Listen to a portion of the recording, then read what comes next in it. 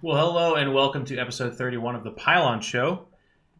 Abridged. We have a smaller version today. We have just a solo guest because we count on him to talk and bring us some interesting stuff. I'm your host in control, joined always by my co-host, Mr. Artosis. Dan, how are you doing? I'm good, Geoff.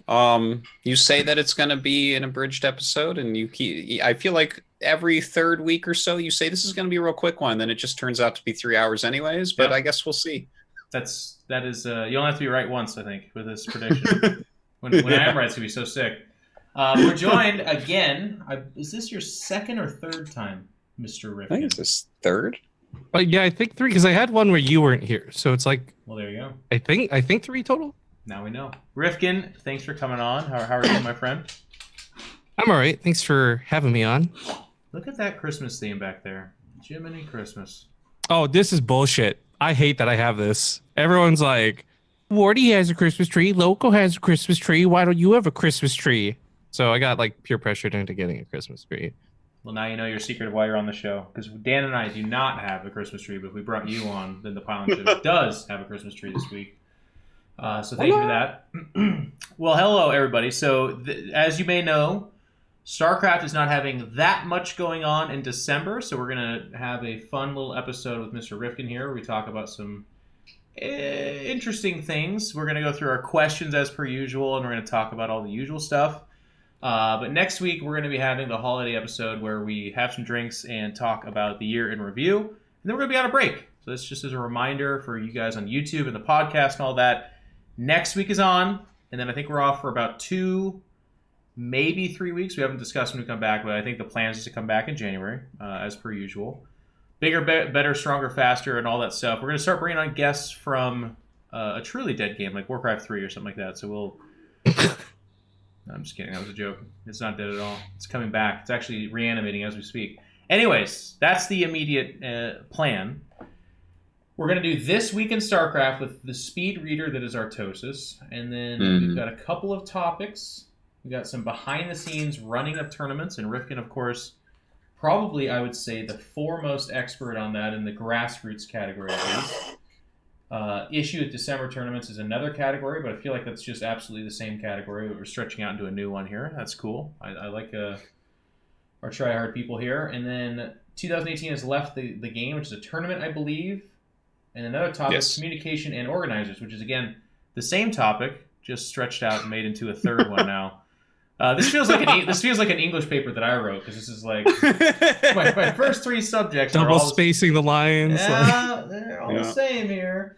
And then we will talk about Broodwar KSL Season 2 updates, and that's going to be it. And we'll get into the questions, and we'll dive into that. And then I'll probably give a little bit more of a specific preview onto what you can expect for next week on the Pylon Show. And hopefully you all will join us. We'd love to have a nice, big, robust show. Dan, That's going to be a great show. It's going to be a great show, but it's in the morning. So if any of you are expecting a blackout drunk Dan, you are not going to get that. If you're In fact, I have work, I think, that day. Yeah. Oh, wait, no, I don't have work that day, do I? KSL's ending, so. No, you don't have work, but you're... Yeah. I'll have like a beer or something. It'll be fine. Or 2. You have 2 beers. I grant you 2 beers. But he's not tasteless, so the idea of him being blackout drunk in the middle of the day is just not gonna fly there. But anyways, more on that show at the end. Let's talk a little bit about our sponsors and how you can support the show, please. So one of the first things I see Cobra has queued up here is, of course, our Patreon. You guys have been awesome. I do want to just reiterate, because we are coming up on the last couple episodes of this season. You guys have never wavered on this. Like, a lot of you, I see the same damn names in the Patreon support thing. That means a lot. I know that we don't always, like... It's kind of a funny system, right? Because once you support us, you don't get the gratifying each week of being like, wow, thank you so much type of thing. But I want you to know, like, we see that, and we need it, and we appreciate it. It's really amazing you guys do that. And hopefully we can carry that on in the next year. But if not, then, you know, your watch is done. Someone joining Emery Toss up there in the $100 tier, by the way, is ridiculous. That's just amazing. So thank you guys. Thank you to all the names here. One of the other ways you can support us, I think Cobra has a queued up next, is Match Reno. So we're currently actually at the end of this just doing this thing right here. And Rifkin does a lot with Match Reno as well. They're wonderful people. What's the code? Today's National Ninja Day, by the way. Cobra, did you National get that? Ninja Day. Maybe that's why there is no code. Whoa! The truth here is I was so busy, there's been no code submitted, so we might get Oh, one it up. works! It works! Yep. Cobra's very busy as well. He's got a real job. He's a real human being. But as always, if we do get a code, then please type it in there. If not, then just do it next time. But this is the other way to support the channel.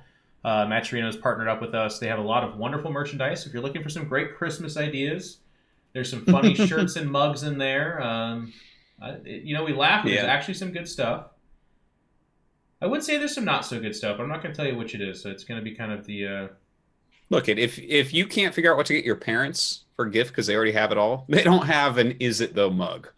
Okay, that's an important thing to keep in mind here. Artosis Moon shirt inspired by Rifkin, who's here as well. He's had his imprint on our show and our history. All great choices. Okay, and then last but not least, we have AFKT, which again, Dan has been drinking and is still upright. I've been brewing my second cup. Wow. I was going to take this out a minute ago, but I was waiting for the sponsor plug, so there you go. We consume our own products, okay? Not like some of those drug dealers, where they say don't use your own product. That's not us here. We do. Yeah, isn't that the golden rule? No, we hit our stuff wild and crazy over here. So that's been cool. And then I'm working with another sponsor to talk a little bit about, but that's going to be for next year. So we don't know how long that'll be. But as always, if you're listening to this and you've got something, we did a Cheeseadelphia plug as well. Want to support the show, but also get some word out on your thing, let us know. It's just $700,000 per hour. Okay, so it's just a quick little... Pretty good deal, to be honest. That's why we make it go long. That's why we stretched our topic into 3 topics today. That's right. We have that ability. We're real tryhards here. Okay, Dan, I think we're ready for This Week in StarCraft.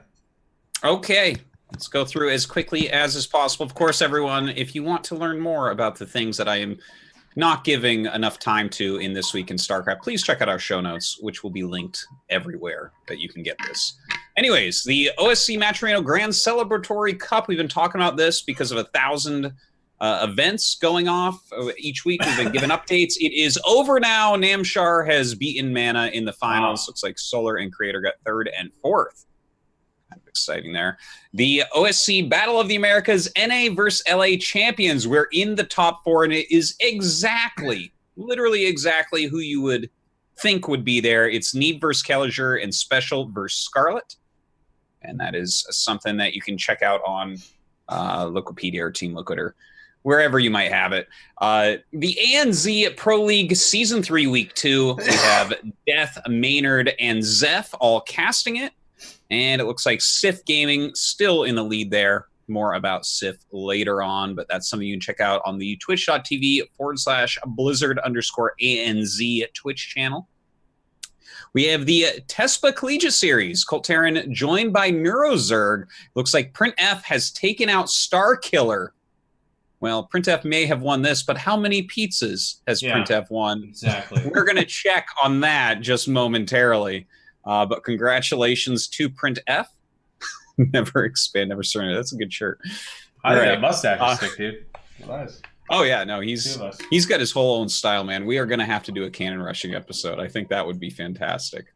That's a good idea. Get him on, and then Well, I don't know who we'd have because Haas doesn't have English, but does a man with unlimited cheese need a pizza though?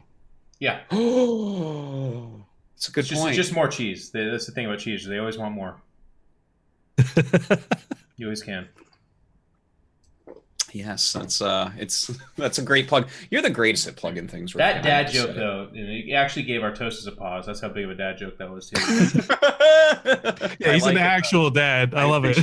My favorite jokes are the ones I don't laugh at. I just nod. I'm like, All right, the Banshee tournament continues onwards. Won once again by Tilia.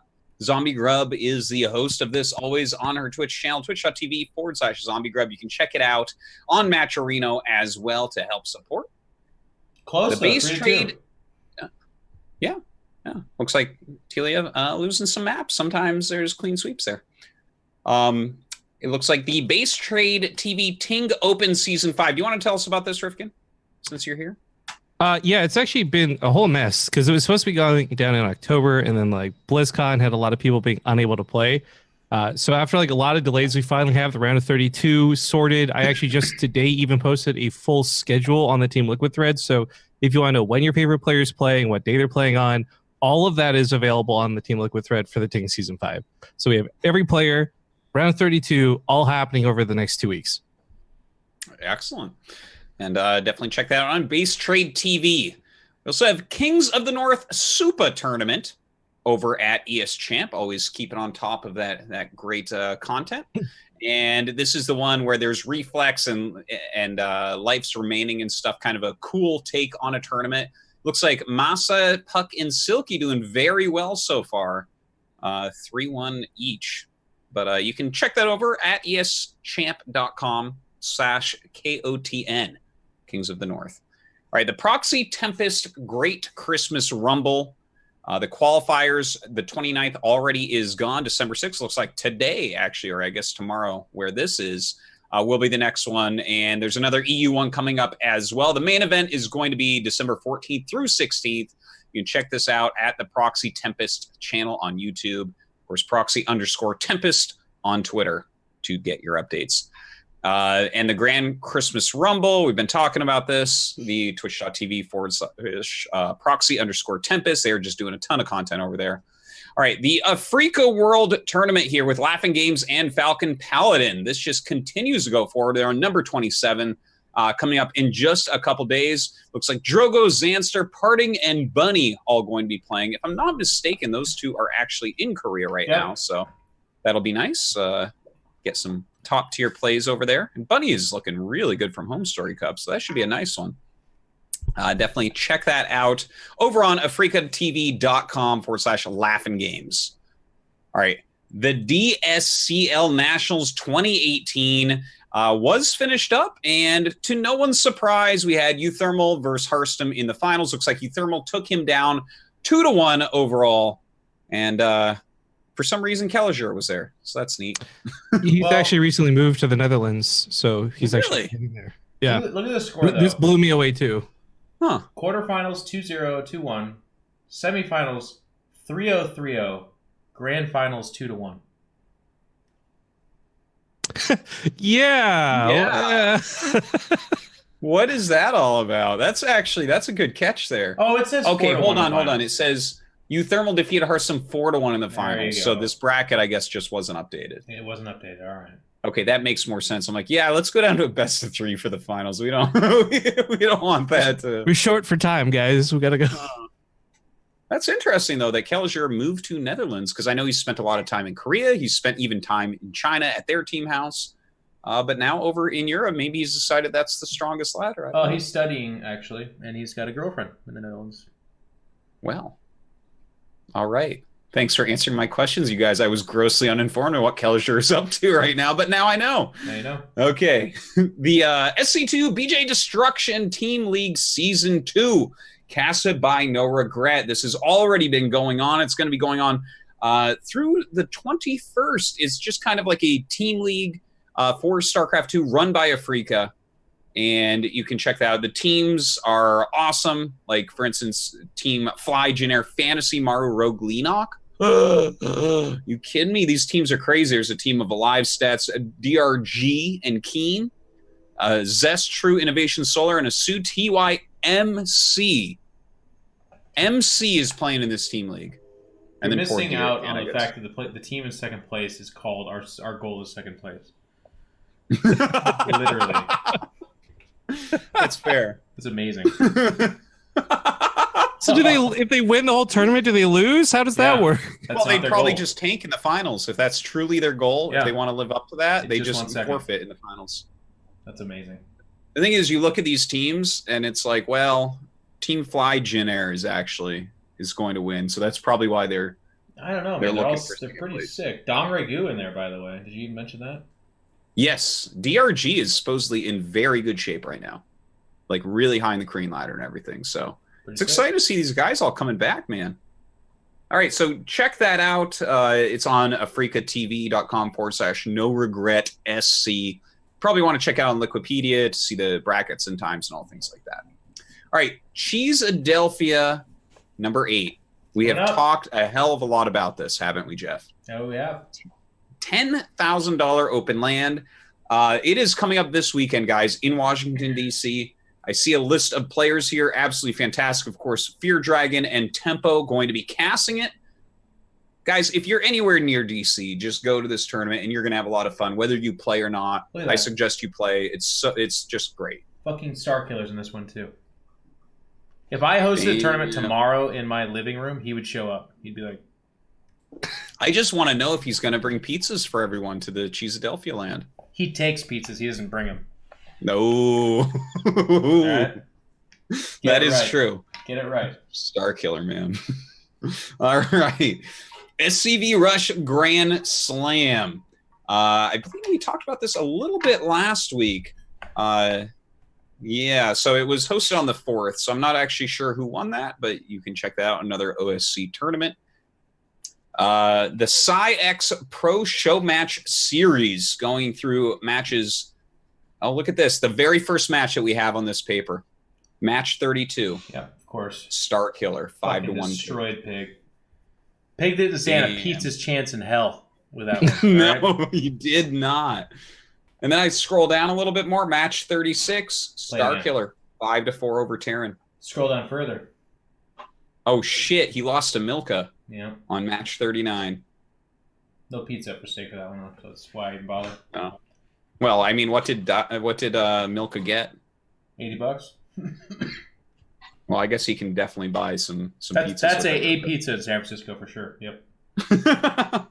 Yes. Well, the best of 9, 80-20 split as far as the match pool goes. Check out the Psy-X Pro Series show matches on Liquipedia, and it's on Africa TV. Seems like Africa is sponsoring a lot of content nowadays. So kind of cool to see. Very cool. Definitely check that out and give them your love. Of course, I work a lot with Africa as well. Definitely biased towards them. They're great. All right, the NA Apprentice Tournament. Hello, my name is Austin, and I was wondering if you guys could give a shout out to an upcoming tournament that I'll be running as well. The tournament is called the NA Apprentice, and it's an online tournament exclusively for NA residents who've never reached Group Stage 3, which is the round of 32 in any 2018 WCS event. So a nice little grassroots type of event here. You can see there are some names in there that you definitely will recognize, like Future and Raze and Star Killer. The fuck is with this guy? Dude, here's what I want, okay? I want in like 2020 for Star Killer to have a year like Cyril, right? He's like bashing WCS stuff. And people are going to be in. How'd you get your start? He's like, the pizza pie bi-weekly. Yeah. I won so many pizzas that I just knew I could do it. He was hungry for it. Yeah. Well, I'll tell you what. One of our awards has to be the hardest worker. And it's going to be like Star Killer's way the fuck up there. This is insane. Playing every there's a few people that like you just keep seeing their names pop up in every tournament, and I'm sure Rifkin can tell us some of those names as well. Anyways, the qualifier for this is going to be December 22nd and December 23rd if you want to take place, and it'll be done by the end of January. All right, the Community Rivals Tournament. It's a 2 versus 2 King of the Hill format. Starts at 8 p.m. Eastern, casted by Tempo on his Twitch channel. That is Tempo with a 0, and that is Thursday. So check that out. All right. Looks like Root has some updates here. Yeah. They have Gosu_PvP and No Regret both joining Root. They also have a new logo, a new house, new tournaments. They have the new website that we talked about with Cats just very briefly before. Our Root Unity House roster for December is here. So it looks like there is a partnership between No Regret in the House and Root. And that'll be, it looks like the entire roster. Look at this roster here. Xanster, Special, Drogo, Time, Scarlet, Elaser, Euthermal, Sort of, and No Regret. Damn. But not a Cyril. Not a Cyril. He doesn't need it, man. I sworn, Geoff, that you promised us that he was going to win GSL this season or something. I can't quite recall, but I don't think I promised hopefully, that. Hopefully he'll come over. It'd be a weird promise for me to make. All those other players need practice in Korea. Cyril could just fly in and win. So, I mean, in Control's point, you know, he's not wrong yet. It's fair. I can't deny, really. All right, so follow Root for Root on Twitter, and you can check out Root Gaming, their website, and everything that Cats is up to. Absolutely fantastic. Oh, my God. Huh? There's just a pair of shoes on this Root Unity Terms thing. If No Regret ends up Yes. not eating a shoe, I swear to God, man. Yes, the memes and dreams are number 2. It's like No Regrets version of Home Story Cup. Obviously, this is now involved with Root. December 19th through 23rd. That is going to be an awesome tournament. It was really cool, the first one. I'm definitely going to stop by for one of those days and hopefully watch No Regret eat a shoe and not get sick from it. But we will see about that. I think he's getting out of it. I think so, too. All right. Also, another Root/Unity House announcement. Anonymous Tournament number 5. It was casted by No Regret and Xanster. The finals was Deer taking out Fantasy. It's always really cool. You know, you have this idea of who the very top players are from the end of the year with BlizzCon, the last GSL, things like that. And then right around this time in December, when you see things start popping up, you'll see names like Deer, where it's like, oh, look, somebody's practicing hard while others are sleeping on their laurels. Yeah.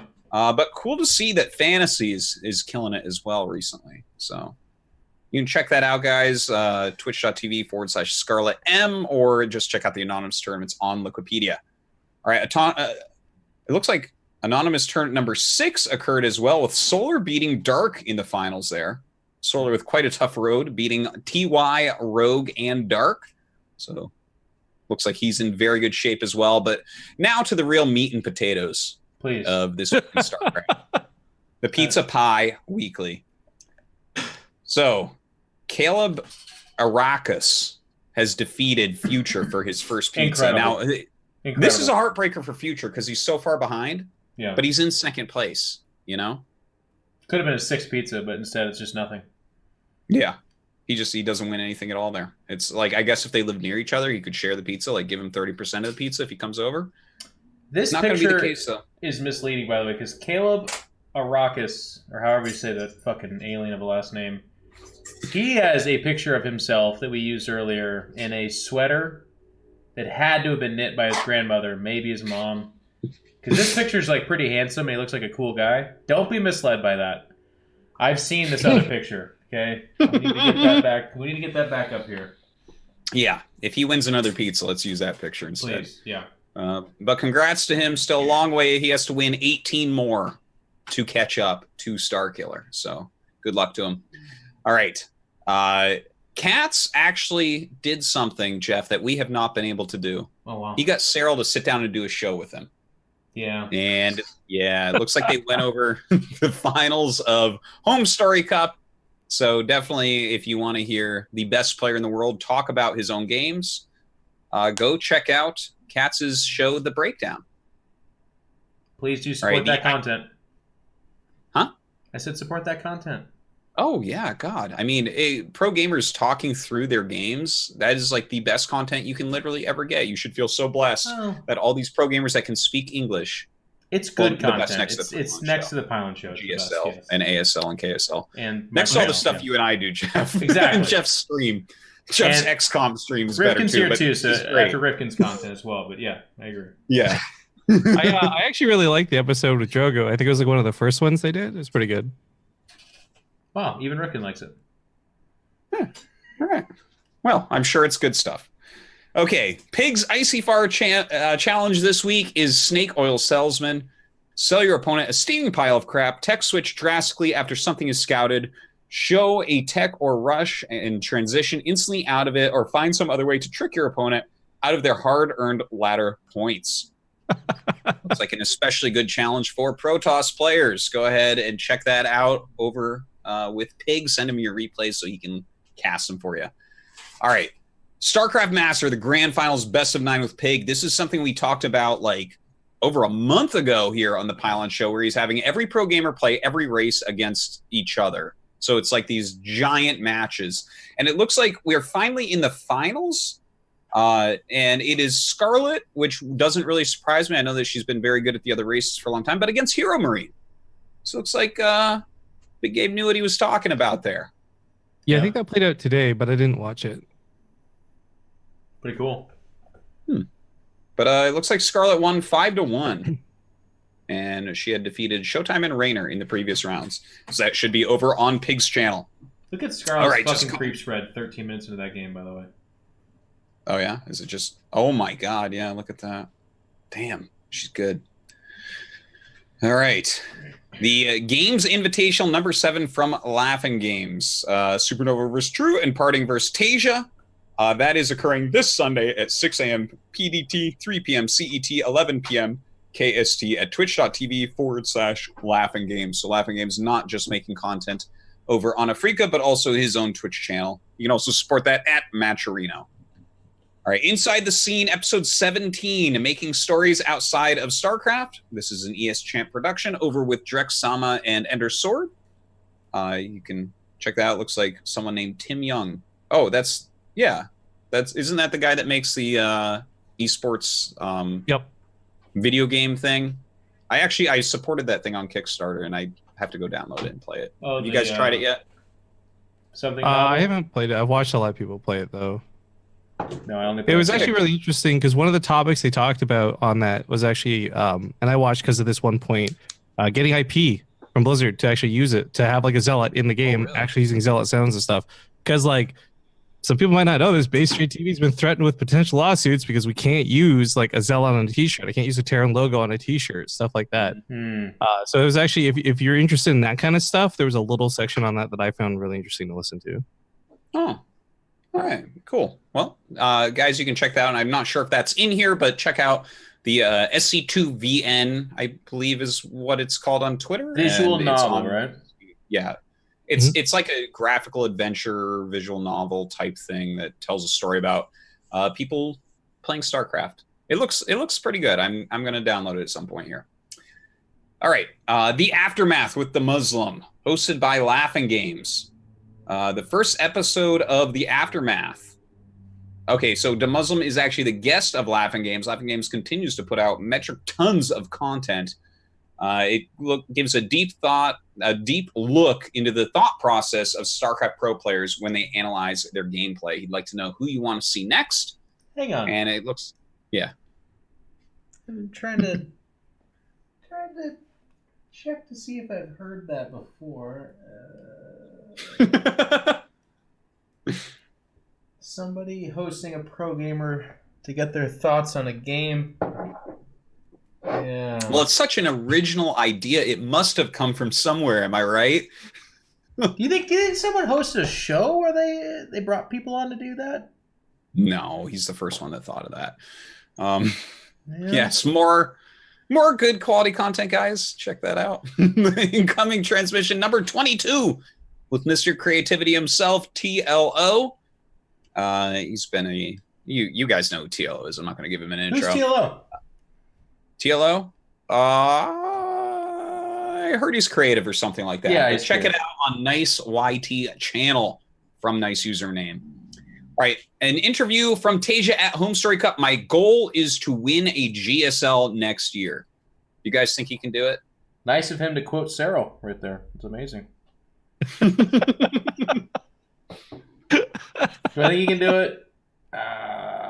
Well, his TVZ at Home Story Cup looked insane.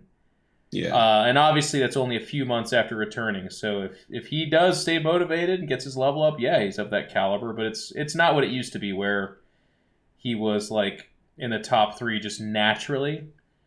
Well, he never did it before and never really came super duper close, in my opinion, to winning a GSL before, even when he was at, because I mean, yeah, in his prime, he was a very, very strong player.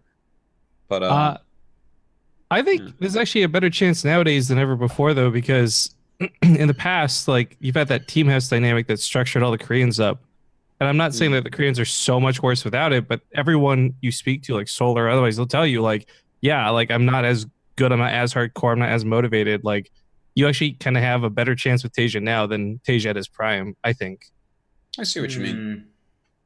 He's, I mean, he did well at Home Story Cup, so that's definitely something. A lot of the top Koreans were there, and had a good series against Cyril, so it's promising. We'll see. Check out the interview at teamliquid.net.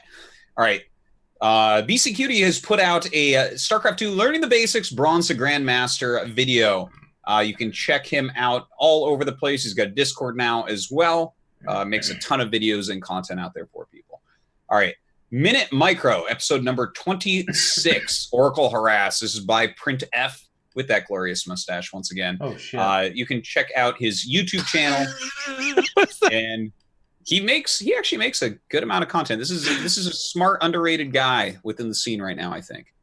Heck yeah! Yeah. So check out Printf's. He's a nice guy too, by the way. Like you'd expect a Cannon Rusher to be some kind of toxic scumbag, but then you hear him talking, you're like, this is a nice guy. The thing that blew me away when I learned about Printf, like casting more and more, is I'm like, this is just some cheesy guy who just knows how to all in with Immortals, right? And proxy, nothing else.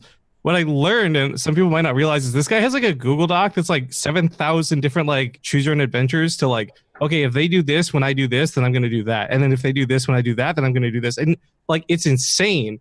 It's not just like, oh, here's a cheesy guy who knows how to play one way. He's like perfected the one way to play that he plays. Yeah.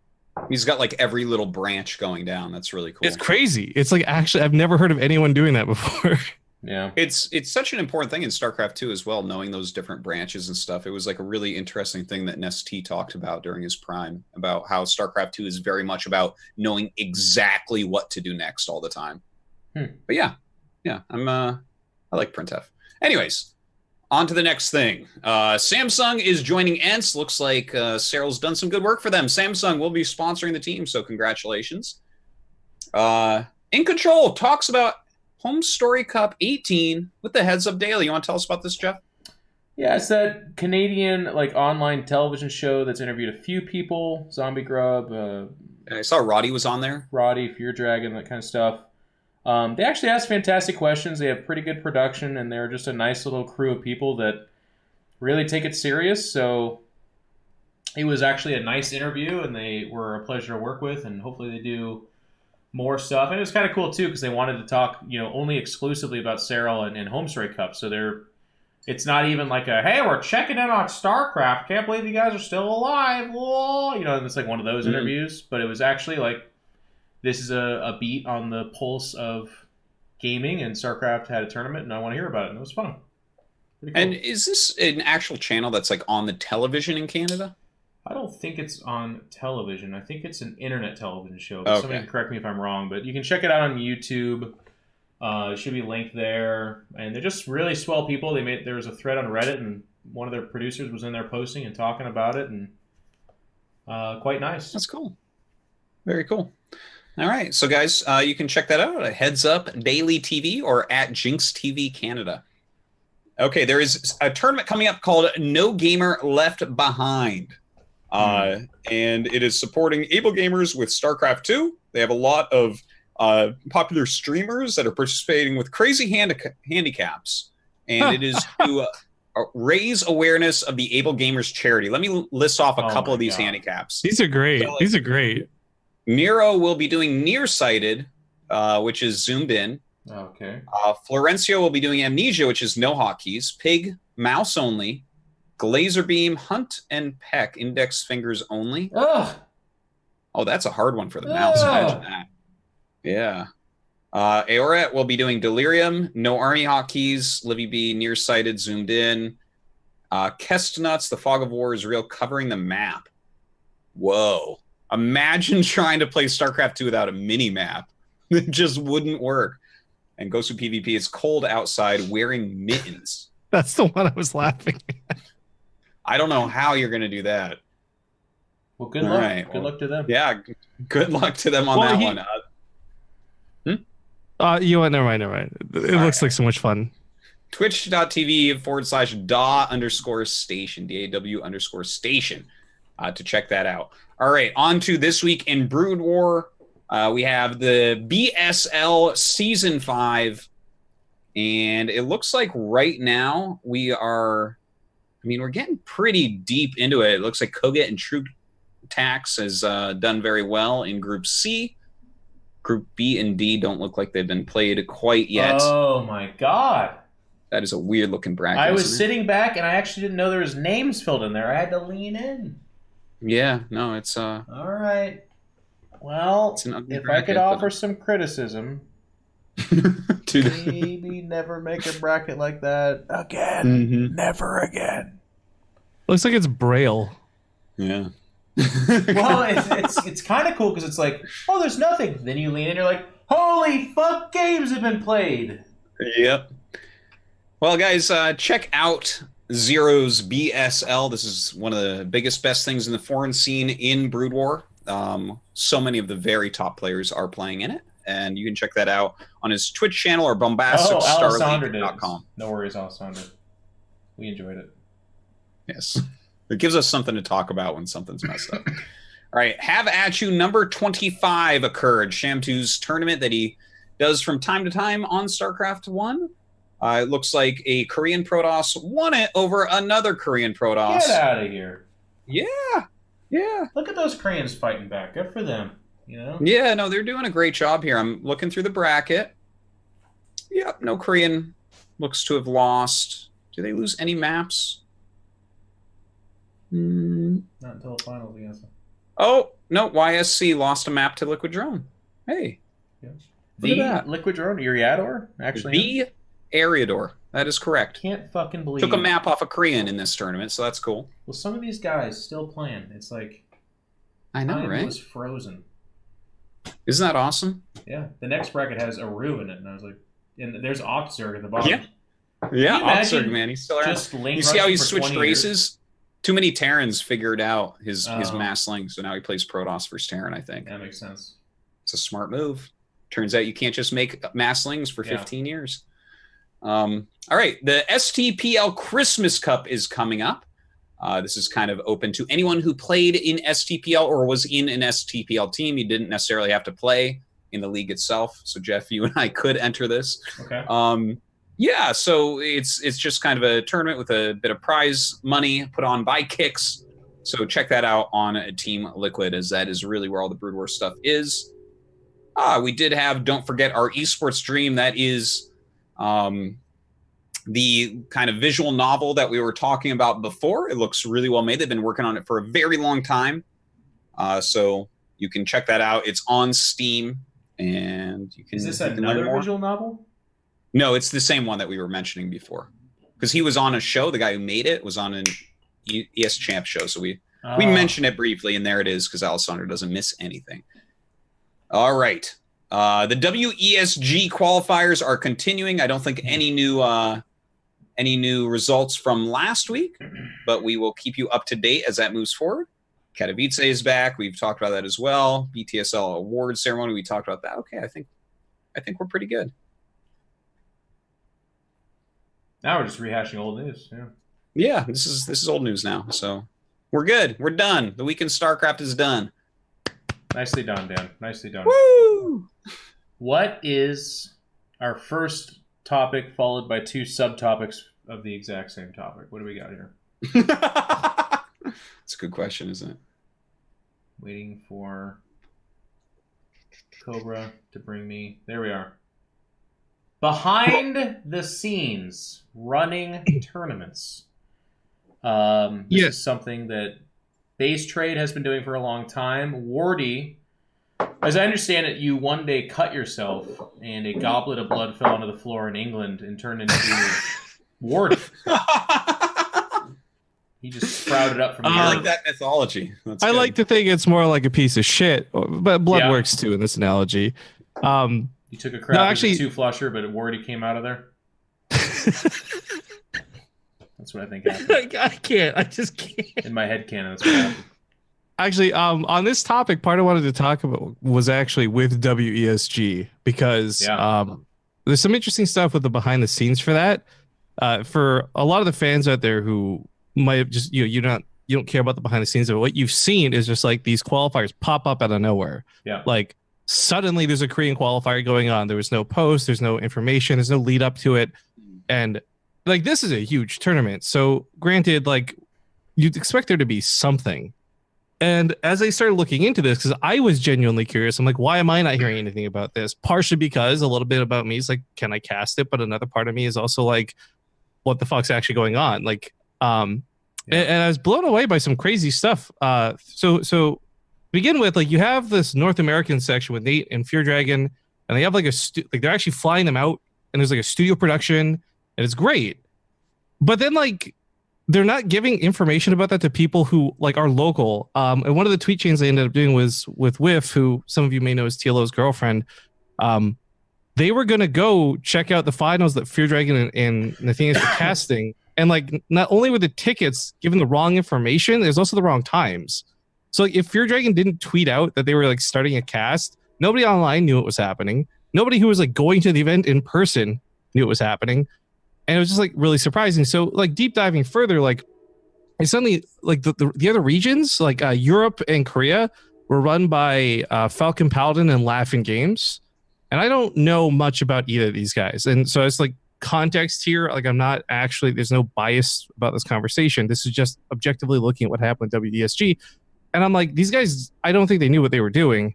Because first off, and I'm not going to like say numbers here because I didn't see this. So this could just be hearsay. But the amount they were offering some people to come community cast was like absurdly low. To the point where you're like, do you guys have any idea what you're doing in the scene right now? Like, and to give you guys context, we're not even talking like 3 digits, like when it comes to dollars here.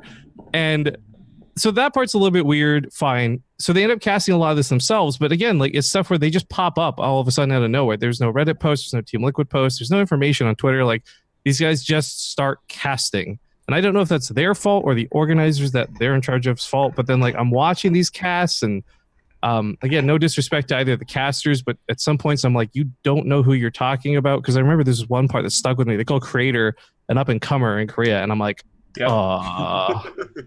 So it just, the whole behind the scenes of it seems like a huge mess. And I just don't know who was running that or who was in charge of it and how it trickled down or whatever. It sucks because the guys who put their faces out there, Laughing Games and Falcon Paladin, obviously end up being easy targets because they're the ones on the stream, but we don't know whether they were actually in charge or just like relaying information. And the more I look into it, like even reaching out to people at Blizzard, like they don't know what's going on either. I just don't understand how this one massive tournament that is like supposed to be this really awesome thing with so much money, like was it Masa got like $8,000 for winning the Canada qualifiers or whatever? God. Like how do we not have more coverage on that? Like that's crazy. You know, we I'll give a little bit of my own insight in this as well, and I won't name names, but we were talking a little bit about this at Homestrike Cup, and it's actually quite interesting. We also had a Pylon Show where we talked about one of the WESG qualifiers or finals or whatever it was, and we I'm not going to rehash that whole thing, but it's definitely on ArtosisTV YouTube. But it was interesting because our big complaint there was like, this is a massive tournament that has huge prize pool and is like really awesome, but it's impossible for them to make their money back or to think StarCraft's a worthy investment when they go about it this way. And we'll kind of get into the nitty gritty there, but some other context to add to what you were talking about. Apparently, for the like casting process, they were offering like $10, I think it was, or something like that per between best 10 of 5. and 20 from best of 5 is what I heard too. Yeah, $10 or $20 per best of 5. So for a lot of people listening, they'll be like, "Oh, that sounds kind of reasonable." Maybe it sounds kind of reasonable, but that's not how this goes.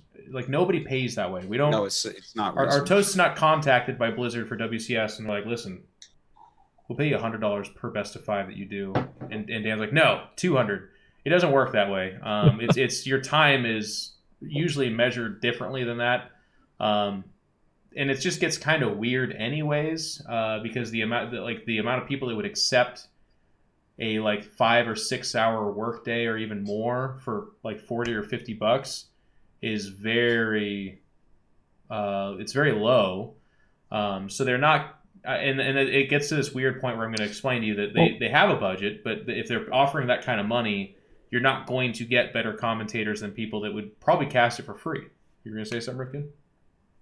Yeah, well, so my thing that's so terrifying about this, right? Like going off of exactly what you just brought up and kind of what I had said before, like not knowing who's to blame on all this. It just looks bad on StarCraft, I feel. Like it's a pretty prestigious game. It's got a pretty hardcore audience, but at the same time, like we're still trying to draw other people into it, right? We want the world to remember how great this game is. People could do that at a big event like BlizzCon. Like StarCraft stream had like as much viewers as like Overwatch at one point. Yeah. I think on the finals day. Like it's clearly good content, but if it's not done correctly, then the people who are investing in this, the people who are sponsoring it, they're gonna think it's no good. And it just, I feel in a weird way, ruins it for everybody else if they drop the ball this hard on an event this big. And I see Laughing Games in the chat. I just want to point out again, like I'm not blaming you. I know you're not in charge of all this stuff. But it just sucks because like your face goes out there, so you get the flack if this goes badly, and then on top of this, like other organizers like possibly end up getting flack from this later as like follow up fallout. I guess it just I really don't like how badly it's been handled so far. And my only thought that is the saving grace from this is like, well, maybe they just care about China numbers. They just couldn't give a fuck because North America could never have enough numbers for them to matter or something like that. But I don't even know if that's true or not because there's no information about this anywhere. Yeah, that does happen quite a bit in Asia. I've found that they don't care as much. It's like it's important to have an English broadcast a lot of the time in Korea or China, just so that you can say that you have this kind of international thing going on, but then they don't do anything with it. You know, it's not actually a big deal. It's just like, it kind of adds prestige to it, right? Because if it's like only in your country versus, oh, this is a worldwide thing. People watch it from 110 countries or something. And it's like, well, you have 115 viewers, so I don't know about that. But, you know, it's a lot of times they don't really care about that. And I saw in the chat that Laughing Games added that there was a subcontractor that WESG hired to take care of this, I guess, that doesn't know anything about StarCraft 2. But it's like, yeah, in Geoff, you mentioned we talked about this before. It's kind of this painful thing where it's like, well, damn, can't they just go find an expert in the scene to just get the wheels greased or something? You know, just something, anything. And I'll toot the horn because it would be a little bit weird if they did, I guess. But we have people. You know, if you contact BasetradeTV, if you contact Wardy, if you don't want to go through like an ESL or have one of the actual fairly big production companies, you could do an online tournament or you could do a pseudo offline tournament fairly inexpensively. Not that I think at this point in time that's necessarily the stopping point, but there's just, like you said, there's experienced people that have done this. And to echo Rifkin's sentiments, I feel bad because we don't want to make it sound like Laughing Games is to blame for this or something like that. But I do want to add this other side to this that I think is destructive and bad as well, is that these kind of gigs do attract the really hungry to break into the scene and to get casting gigs. And I actually think they might be the bigger victim of this than almost anybody else. There's a certain kind of class of caster that will take any job, and they should. They should just get their name out there. They should do stuff. If you get paid, that's awesome. But when your name gets associated with these really pretty bad stuff, which WESG is not quite at that category yet, I would say, obviously, as long as the players get paid and they seem to be getting paid and this thing goes off in China, then it's not the worst ever. It's just a shame because it's a missed opportunity. But it's dangerous because there was some bad moments. There was some unqualified people casting Korean players that had no idea what they were talking about, et cetera, et cetera.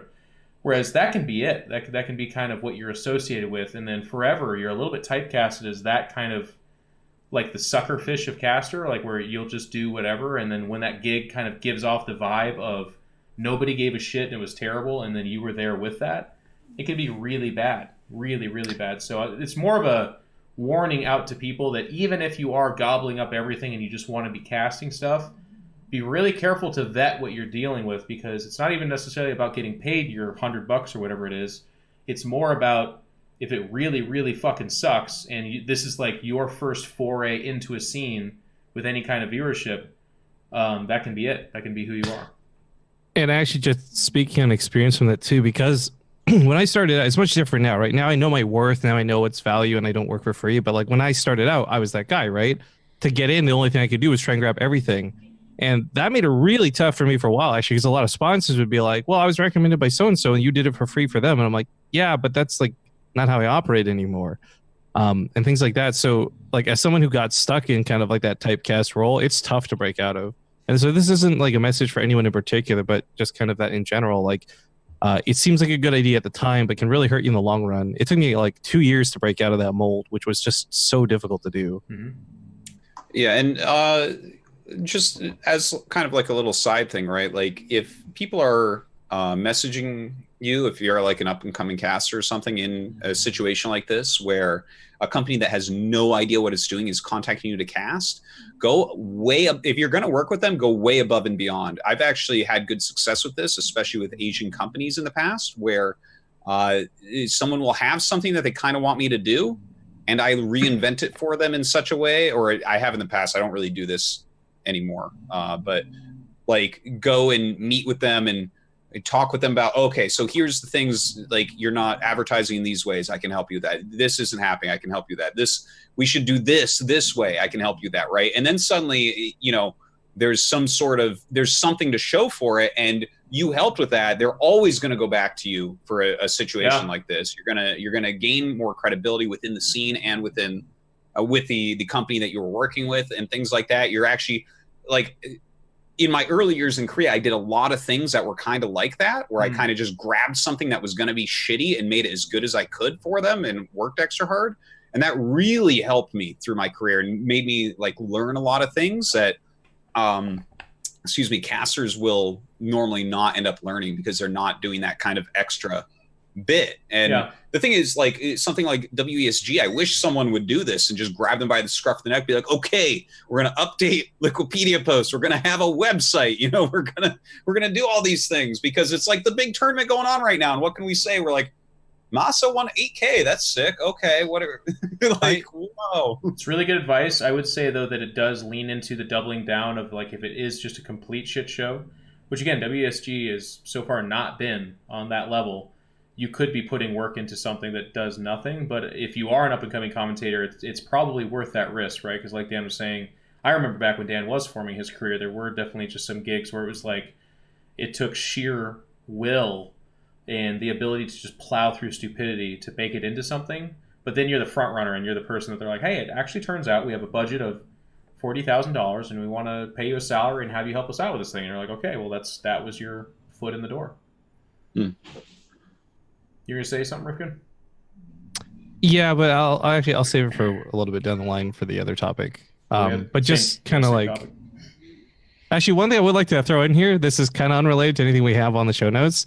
I made a meme post the other day on Reddit about content creators, and I loved that everybody deep dived into assuming that I was whining about myself. But that post, just for the record, was like totally about this whole WSG thing. Like, I kind of expected, if no one else, like, you'd expect Blizzard to be like, I don't know, with some sort of information about it. But even they have had rocky communication, from what I understand. So it's just a whole mess of a thing. But yeah, the other thing too, and this kind of segues a little bit. So if you guys don't have anything else to talk about for WSG, like segueing into the next topic with the whole issues with December tournaments. Yeah, go for it. I feel like this falls WSG in a lesser way because it's not really a big December tournament, but still kind of goes into the same problem with, like, I know you said these are like the same topic with different subtopics or whatever, and I'm going to blend these together because part of this is going to talk a little bit about Anonymous, the tournament No Regret runs. Part of it's going to be about the 2018 has left a game, and part of it's about WSG, where I feel like Wardy, as much as I love to pretend to shit on this kid, he does something really good with me that I wish I had better communication with all other organizers with, where we work together to make our schedule more mutually beneficial than conflicting, right? So instead of viewers having to pick between two pieces of content, if I'm running something at Korean times, he'll run something at European times, or vice versa. And this more fluidly allows the viewers to enjoy everything more. Everyone's viewership numbers are better because of this. And unfortunately, things like WSG, they just kind of come out and they try to just ram themselves into everyone else's schedule. Fine, they're a big tournament, they can do it. At the same time, they get less viewers than go for StarCraft, but what fucking ever. It just creates this problem where people have to pick and choose. 2018 has left the game, had this problem recently with the Anonymous tournament. No Regrets actually had a history of this, so I'm in a small way calling him out, but more outlining the problem where it just happens. Like, he just does it on a weekend and there's no lead up to it. Maybe the players know about it, but a lot of the organizers or other players don't. So you have the situation where Sue has committed to 2 tournaments competing at the same time. Not only does this mess up with viewership because you have 2 really awesome events like happening at the same time, you also have players suddenly unable to play in one because they're playing in the other and they didn't realize it was double booked. And it's just this huge mess of a thing where I thought we were at this point because of like just the last 2 years have been pretty smooth. But this December has had a lot of like rocky roads, like for poor take and Wardy's tournament, but also just in general, me trying to organize Ting, people not sure when they're playing in other events. There's like on Poong going on. There's the Africa Team League. Like, there's just a lot of double booking happening right now. And it's something where it is partially on the players, but I feel like if the organizers were communicating a little bit more freely, like, for example, I guarantee you, had Jake put out a post a week ago saying he was doing Anonymous at this time or something, Wardy would not have scheduled his tournament to be on that day at that time because he's really good at working around other people's schedules. Same thing would be for me if I'm going through other events too. So behind the scenes, I think there is a communication problem, and Afrika is actually like, for as much great content they put out there, they're impossible to reach for things. Like, unless maybe you're Artosis, but that's different. Because with years of it, it's just impossible to reach out to these guys. So the reality is, like, a lot of organizers need to do better communication. I definitely fall into this category too. I think Joe's watching. I want to let you know I read your Skype message. I'm sorry I never replied. But it benefits the scene in general, I think, because if we want to grow StarCraft, it's something where like more viewers is always better. It'll draw in more people from other sections of Twitch and otherwise. So having a lot of conflicting events, once in a while, it's fine. It happens. But like, it seems to be happening a lot more regularly lately. And I think that's becoming a problem, even though it's not a big problem just yet. I think the funny thing about this is that this has been an issue. Sorry, were you finished or did you have more? You're right. I'm mostly finished. Yeah, you can go on. All right. I guess what I would jump in and say is that this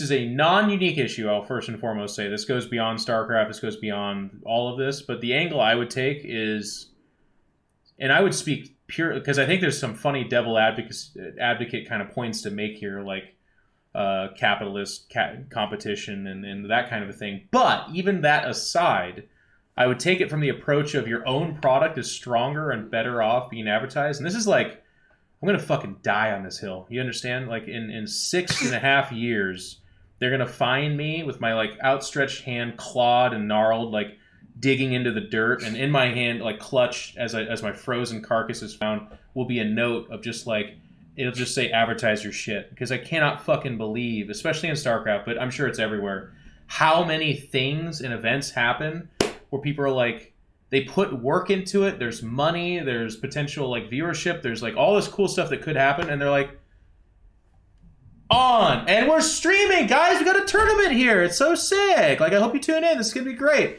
And people will tune in, that's the funny part, like if you turn on your obs, if you just fucking stream, people will tune in, and that's great. But what a lot of people like just don't get is if you advertise, you organize, you communicate, and you put out there that you're doing this thing, maybe it's not the difference between like 50% viewership or 100% more, but it is going to impact. There are people that will set time aside. StarCraft people are diligent, mostly intelligent folks who will actually, like, if they like content, they'll bring themselves to said content.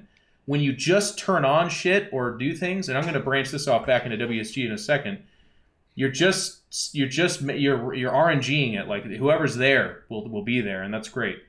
But to Rifkin's point, obviously, the more you communicate, the more you broadcast, the more you compartmentalize and consolidate that information, then maybe someone doesn't want to necessarily talk with you and work out with you. But if it's if it's out there, you have like the emotional high ground of like, no, I announced that fucking 6 weeks ago. Why are you doing it on the same weekend? And then they look like a jobber.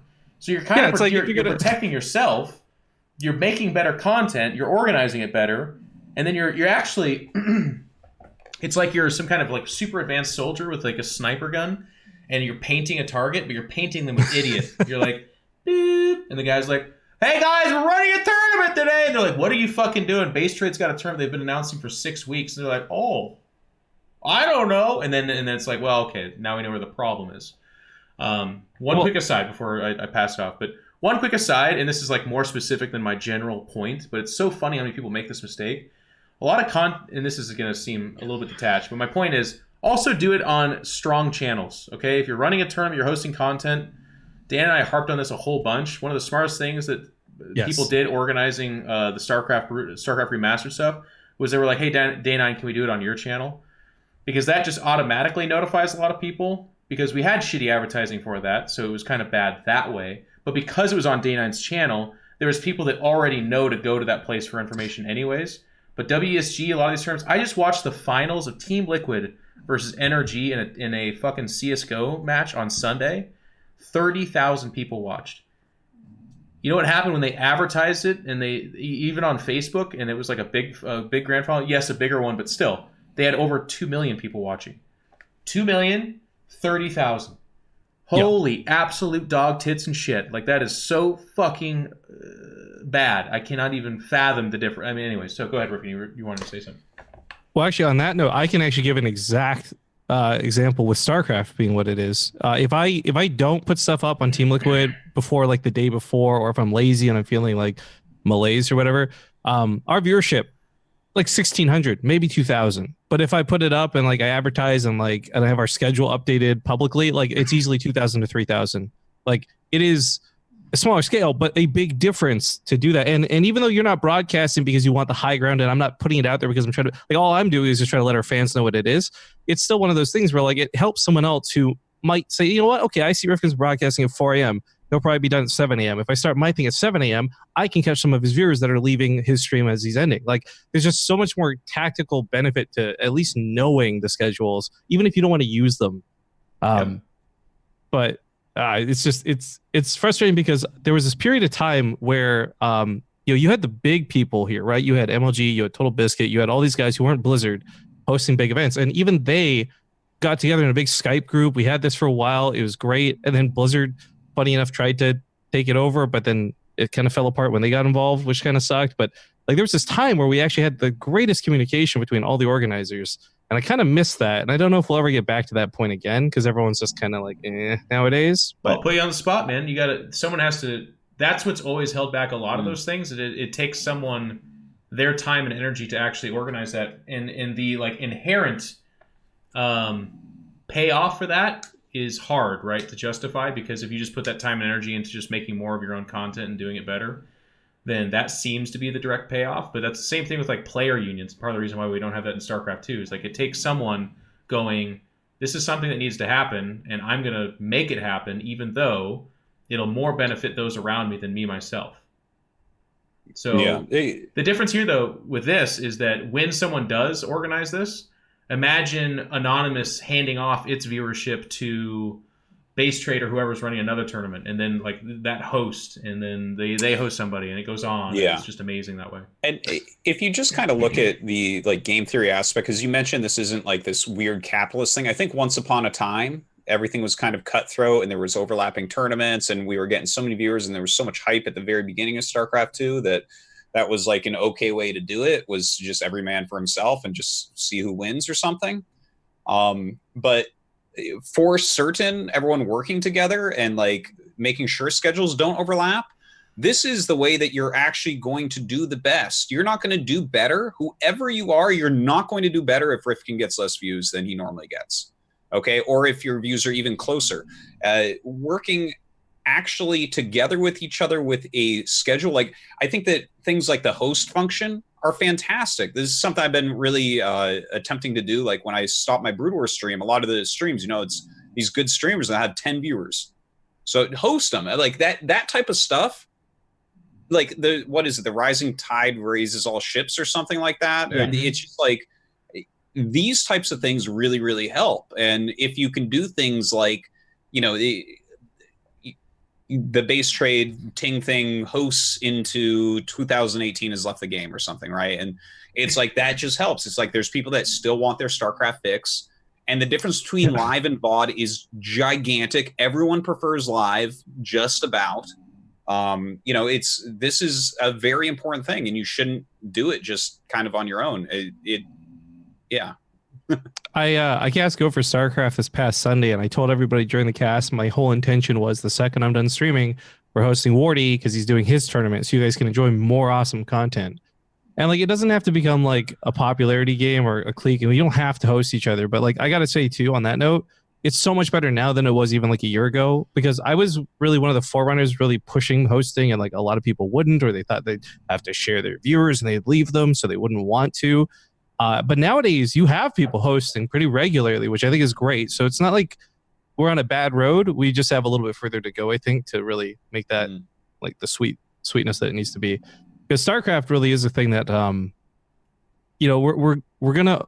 It's the community at this point, I feel, that makes it so great. Like, you have these awesome events put up by Blizzard and IEM and whoever, but like the day to day, the people watching Roddy every day, people watching BasetradeTV every day, like they're the ones who are like really keeping things flowing, so that we can afford to have content creators, right? That we can make a living off of this, doing what we do.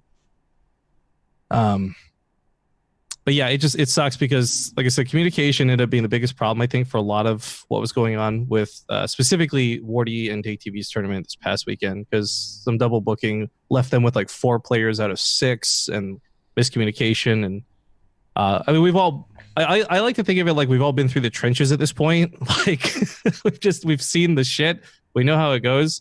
So once in a while, you have someone throw a wrench in what's supposed to be like our retirement, and just I don't know, makes you think about all these problems all over again. So to be clear too, because I'm sure somebody will. It's me, so someone will look for a way to twist my words or create drama out of it. Just for the sake of this, guys. Like, I'm not saying Jake is a bad guy by doing this, but the situation of it just kind of coming out the way it did was bad for the other people involved.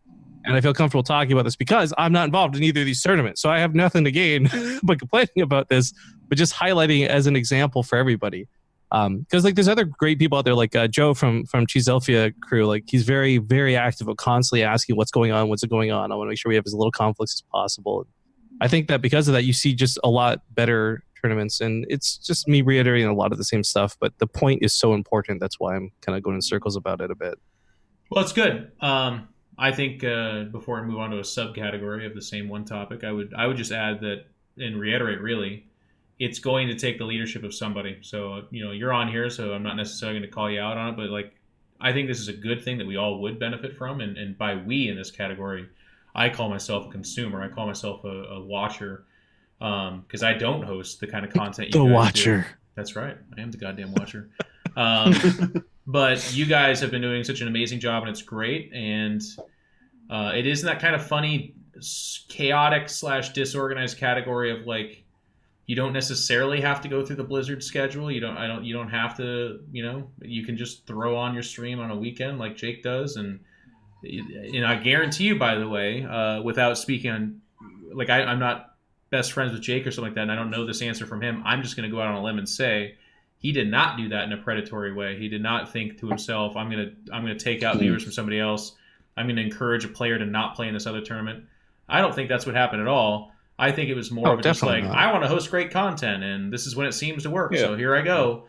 And that's fine and good, but like it's kind of interesting too, because when you put the humanistic twist on it, where Wardy, Base Trade, some of these guys, they actually do that for a living, and it doesn't necessarily mean that Rifkin missed out on waffles for Saturday of that month or something like that, but it does mean that it's not as good in terms of the ecosystem for everybody. And if it keeps on going, then you could get into some really bad and weird places, and then there is real drama. So hopefully somebody rises up and starts creating another Discord group or something along those lines, where even if you're not the best of friends, you're still talking with each other and handing off shit and growing content. Because the other incentive here, by the way, is strike while the iron's fucking hot. And like 2018 was ridiculous. The viewership went up. The tournaments are doing better. There's players coming back and hungry and wanting to play. And there's already some kind of funny twinges of like more sponsorship going around. Whereas like 2017 and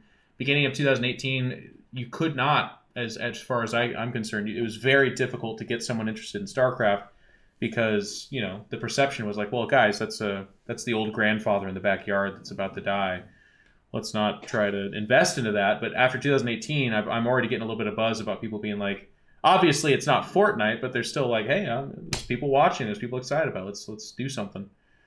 So, what's so cool too is I love the people who keep coming back to the game to watch it. Even like during Homestory Cup, Show was hanging out in my channel on the B stream for quite a bit, and it's like, he's moved on to Hearthstone, he's done with StarCraft, right? But like you've got these guys who everyone to some degree has StarCraft in their blood, right? So it's really cool that people come back for the big ones, whether it's Homestory Cup or BlizzCon or what have you. Yeah, the content's been good, man. There's a lot of people watching. It's good. So what is our next subcategory? Well, I kind of probably pissed Cobra off by blending all these together instead of going through it systematically. Nothing pisses Cobra off. Cobra's incapable of anything but happiness. I did want to bring something up for money, though, in terms of casters and stuff, because I feel like no one talks about this stuff, so there's not a lot of information or reference points. So to be clear, I'm not a golden standard, nor am I going to claim to be, but I did want to put out there what I pay people and how it works with them. Interesting. So that maybe it's something people can base stuff off of with their own, like, what am I worth? Like, how do I measure up to this, right? So for BasetradeTV, if I invite like Wardy or Roddy or whoever on, typically like the bare minimum I will pay somebody for their time is like $50. Like no less than that. But if I can pay more, I try to pay more. In some cases, it's $100. Sometimes it's $200. And I usually split the tips with them too from that day. Not everyone's going to do that, of course, but Wardy and I have had a couple of fucking really great Rat-a-tat days together, splitting big paydays, which is nice. But the point is, people are worth money, and I started out in StarCraft working for free. As I said, I got stuck in this like typecast of it for so long. So when I was able to finally afford to pay people, I made sure we were always paying our admins. I made sure I was trying to pay our casters, et cetera, et cetera. And that value changes depending on what budget is and what people can afford to do and what sponsors are willing to put into it. Like some sponsors just straight up like, well, we're already putting $4,000 in for a prize pool. Why the fuck do I need to pay the casters? Yeah. And if you can't present that worth to argue to them, then all you're really doing is robbing yourself and the people you're working with of like not just money, but value, right? So again, I don't think that that's a number that everyone's always going to use or other people can really mold themselves off of. But I just wanted to put something out there publicly because I feel like nobody does and nobody talks about this stuff. And it's a much different scale when it's a big live event too. Like I'm not going to disclose this part, but like, for example, when we had Maynard and such come out for BTSL live in Vancouver, there was more money attached to that, plus you're flying people out there. Like obviously that's more than $50 a cast type thing. But when I'm just talking, it's like comfort of your bedroom. You're spending a couple hours, like 3 hours, maybe max, playing StarCraft with your buddy, watching the games. Like those days for me, like again, 50 plus tips, it comes out to sometimes like 100, 150 each. Like it's not too bad depending on how things go for the day. So just for other organizers out there who are looking for their own value, their own worth, if you want to tell somebody like, hey, look, I need to negotiate this guy from BasetradeTV pays these guys this much, I feel like I should get at least half or something. Like there's some bargaining power I'm hoping that I'm giving people by putting this out there, because a lot of people sell themselves short. Mm-hmm. It is nice to have an idea about things like that, I think, for up and comers, because if you don't have a starting point, nothing's common sense until it's, you know it. It's like you can't just make up a number like, oh, that's normal. I mean, I see people talk and argue about numbers all the time within esports. I'm like, oh, just the amount of people that are anywhere near the mark are so far in view. Yeah, that's good of you to kind of put that out there for people to be like, oh, okay, that sounds more reasonable, especially than $10 for a best of 5. Context for that too. Like I know there's people who. I won't say names or anything, but there's some people out there who have like the YouTube audience or the Twitch audience and like that kind of pricing too. Like if you were to pay somebody with a huge audience to do that in a sponsor content, like there are people out there who will charge upwards of like $800 or more for a best of 5. Like, and that's not to say like everyone's going to have that value, but man, it's hard to know what someone's worth is. It really is. And when you lowball like that, it just makes everybody look bad. It's embarrassing for the person who's getting the offer. It's terrible for the people who are making the offer. Exposure isn't a thing. It really isn't. Well, this will it's funny. I love our audience for this show because I think a lot of what we talk about actually is fairly irrelevant, but I think oftentimes interesting for a lot of people. But I love looking over and I see all the names of the StarCraft community, and I know that a lot of people at Blizzard and stuff like that watch the show. So it's fun because this topic about what a caster's worth and how to talk about it and to kind of normalize that a little bit. There's a lot of people who are like, well, I knock drywall over. Like that's what I don't give a shit. $50, I'll do that. I'll take my sledgehammer to it for 25. It's like, yeah, I understand. But for a lot of other people, and we had this a lot in WCS as well, where we had some new commentators kind of come up and we were talking with some of them because it's kind of so taboo to talk about money. There's a lot of people. And I don't want to make this about that, but I do want to say this is the worst case scenario. They can get taken advantage of as well, where they kind of get spun a story about how like, no, the exposure for this is good enough for you. You have no other career path. Like this is your shot, so just impress us, and the next time we'll talk about paying you, that kind of thing. What's funny is that there's no yes or no answer to this. I generally agree when Rifkin says $10 for a best of 5 is ridiculous. But for some commentator, it's not about the $10, it's about the exposure for that. And what's really hard about this is knowing when and where to evaluate yourself and when to kind of push for something more. And there is, like I said, there is no actual answer to this, but what I would tell you is try and get comfortable discussing your value in money and try to leave your ego at the door about it. I will say from experience, I've said no to things almost purely out of ego, and I regret that because I think that was an opportunity lost Earlier in my career, by the way, I've earned my ego now. God damn it! But what I mean is like earlier, it's like when I was, you know, like I was like, no, you gotta absolutely not. And I'm offended. What a humble thing to say. Oh yeah, well, someone's got to. But the more comfortable you are, kind of being like, here's where I think I'm at, and if you encourage and you know how to bring this out of your potential employer, by the way, as well, where you say, hey, I want you to be honest with me, go back and forth, nothing's set in stone, but we need to talk this out. Because the other side of this that's really funny is if you take a gig that you're not happy with, you're going to do a shittier job, you're going to come out of it feeling taken advantage of, then emotions are going to kind of get involved. But the same thing is true on the other side. And I won't name names, but I've got some good friends that may or may not have been paid a lot of money by companies that then regret that immediately afterwards. And they then struck deals with their employer where they'd made a lot of money, but because they upselled so much and then got that, the end product of what the employer got obviously didn't make up the difference, and then they don't come back to them, and they create a dialogue and a context that doesn't even exist. Because maybe if you go back to that pair of people and say, hey, we paid you too much, like we don't have that kind of viewership, it's just not worth that. Is there any way we can get you to go for this amount? And if you're really straightforward about it and you're more honest and you take the emotions out of it, there's a better chance that you can come to a commonplace. But what often happens in esports is they never go for that. They'd be offended. They'd be mad at me. So what I'm going to do instead is I'm just never going to talk to them again. And we're going to hire other people, and they're going to wonder if they did something terrible, and they're going to miss out on these opportunities. And what could have happened is we do get to hire them, but I'm too uncomfortable talking about money with them because I just assume they're going to fly off the rail and be divas about it, so we're just not going to hire them. And that shit happens all the fucking time. So knowing where that middle ground exists is this weird dance that is impossible to know. Unless, and even the unless, the asterisk here is even then, maybe you don't get it because it's such an uncomfortable topic, but you have to try. You have to be like, hey, here's what I'm going for. Here's why I think I'm worth that much. Let me know what you're thinking. And they're like, we were thinking about 1/10 that. And then you go, well, hey, it sounds like we don't have the budget for this. I appreciate you approaching me. Thank you so much for the offer. I'd love to work with you guys in the future. Let me know if we can figure something out then. Then they feel there's more of a chance they walk away from that going, this guy's pretty reasonable. Okay, we're going to talk to him with a bigger project in the future. If you don't do these steps, the narrative gets filled in, by the way. This is the part that if anything you hear me saying you don't hear, leave it with this. If you think that like by saying nothing, they just assume nothing, you're wrong. They make more assumptions, and the they in this category is both you and them. And it's never positive. They don't go, they stopped responding to my email because they just were so gosh darn afraid of me paying them too much money. That's probably what it was about. No, they go, that guy's a stuck-up son of a bitch, and he thinks he's better than us. We're not going to hire him ever again. I'm never going to talk to that person. That's actually some of the shit that gets filled into those blanks, and you have to talk about it. There's a darker half to this too that I've actually unfortunately experienced about 3 times so far this year.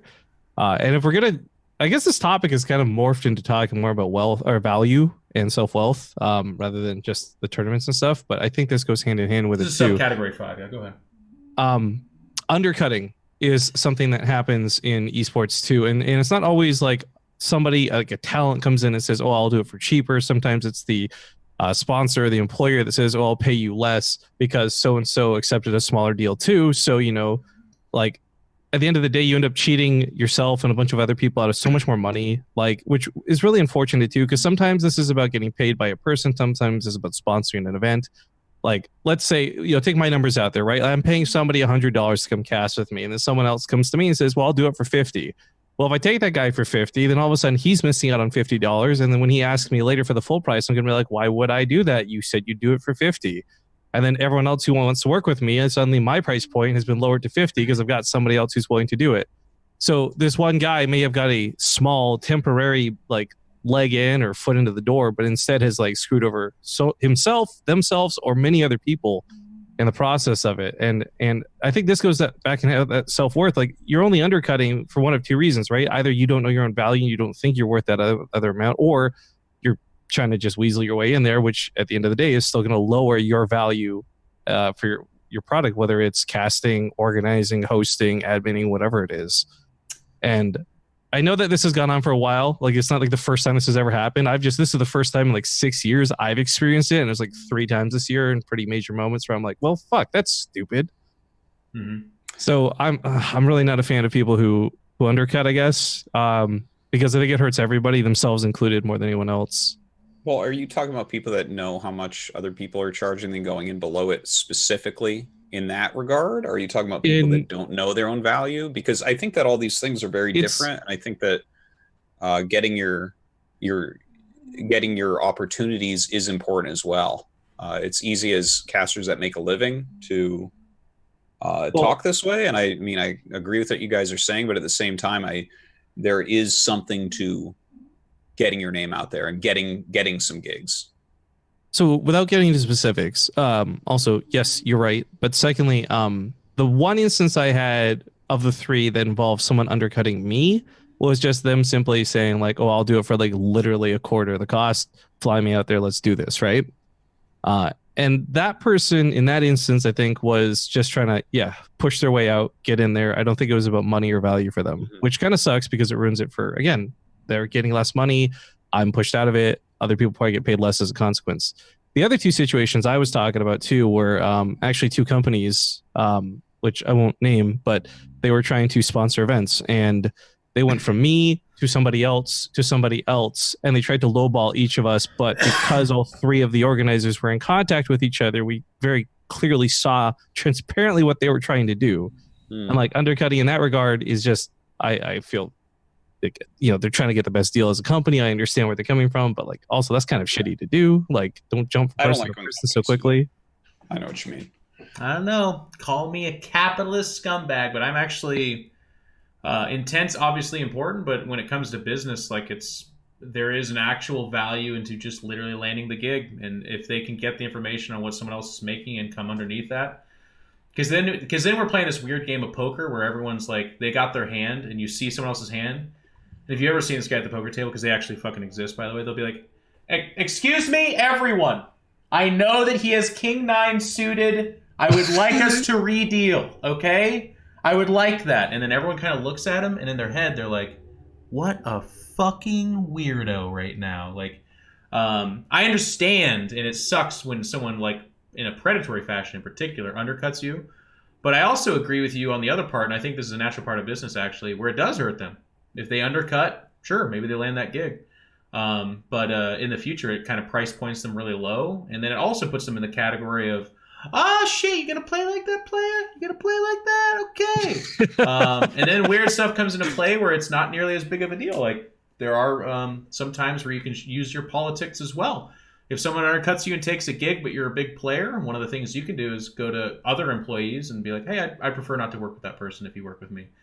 And that's a son of a bitch thing to do. But if someone is doing dirty, shady tactics and doing shit like that, then you can chop them out at the knees.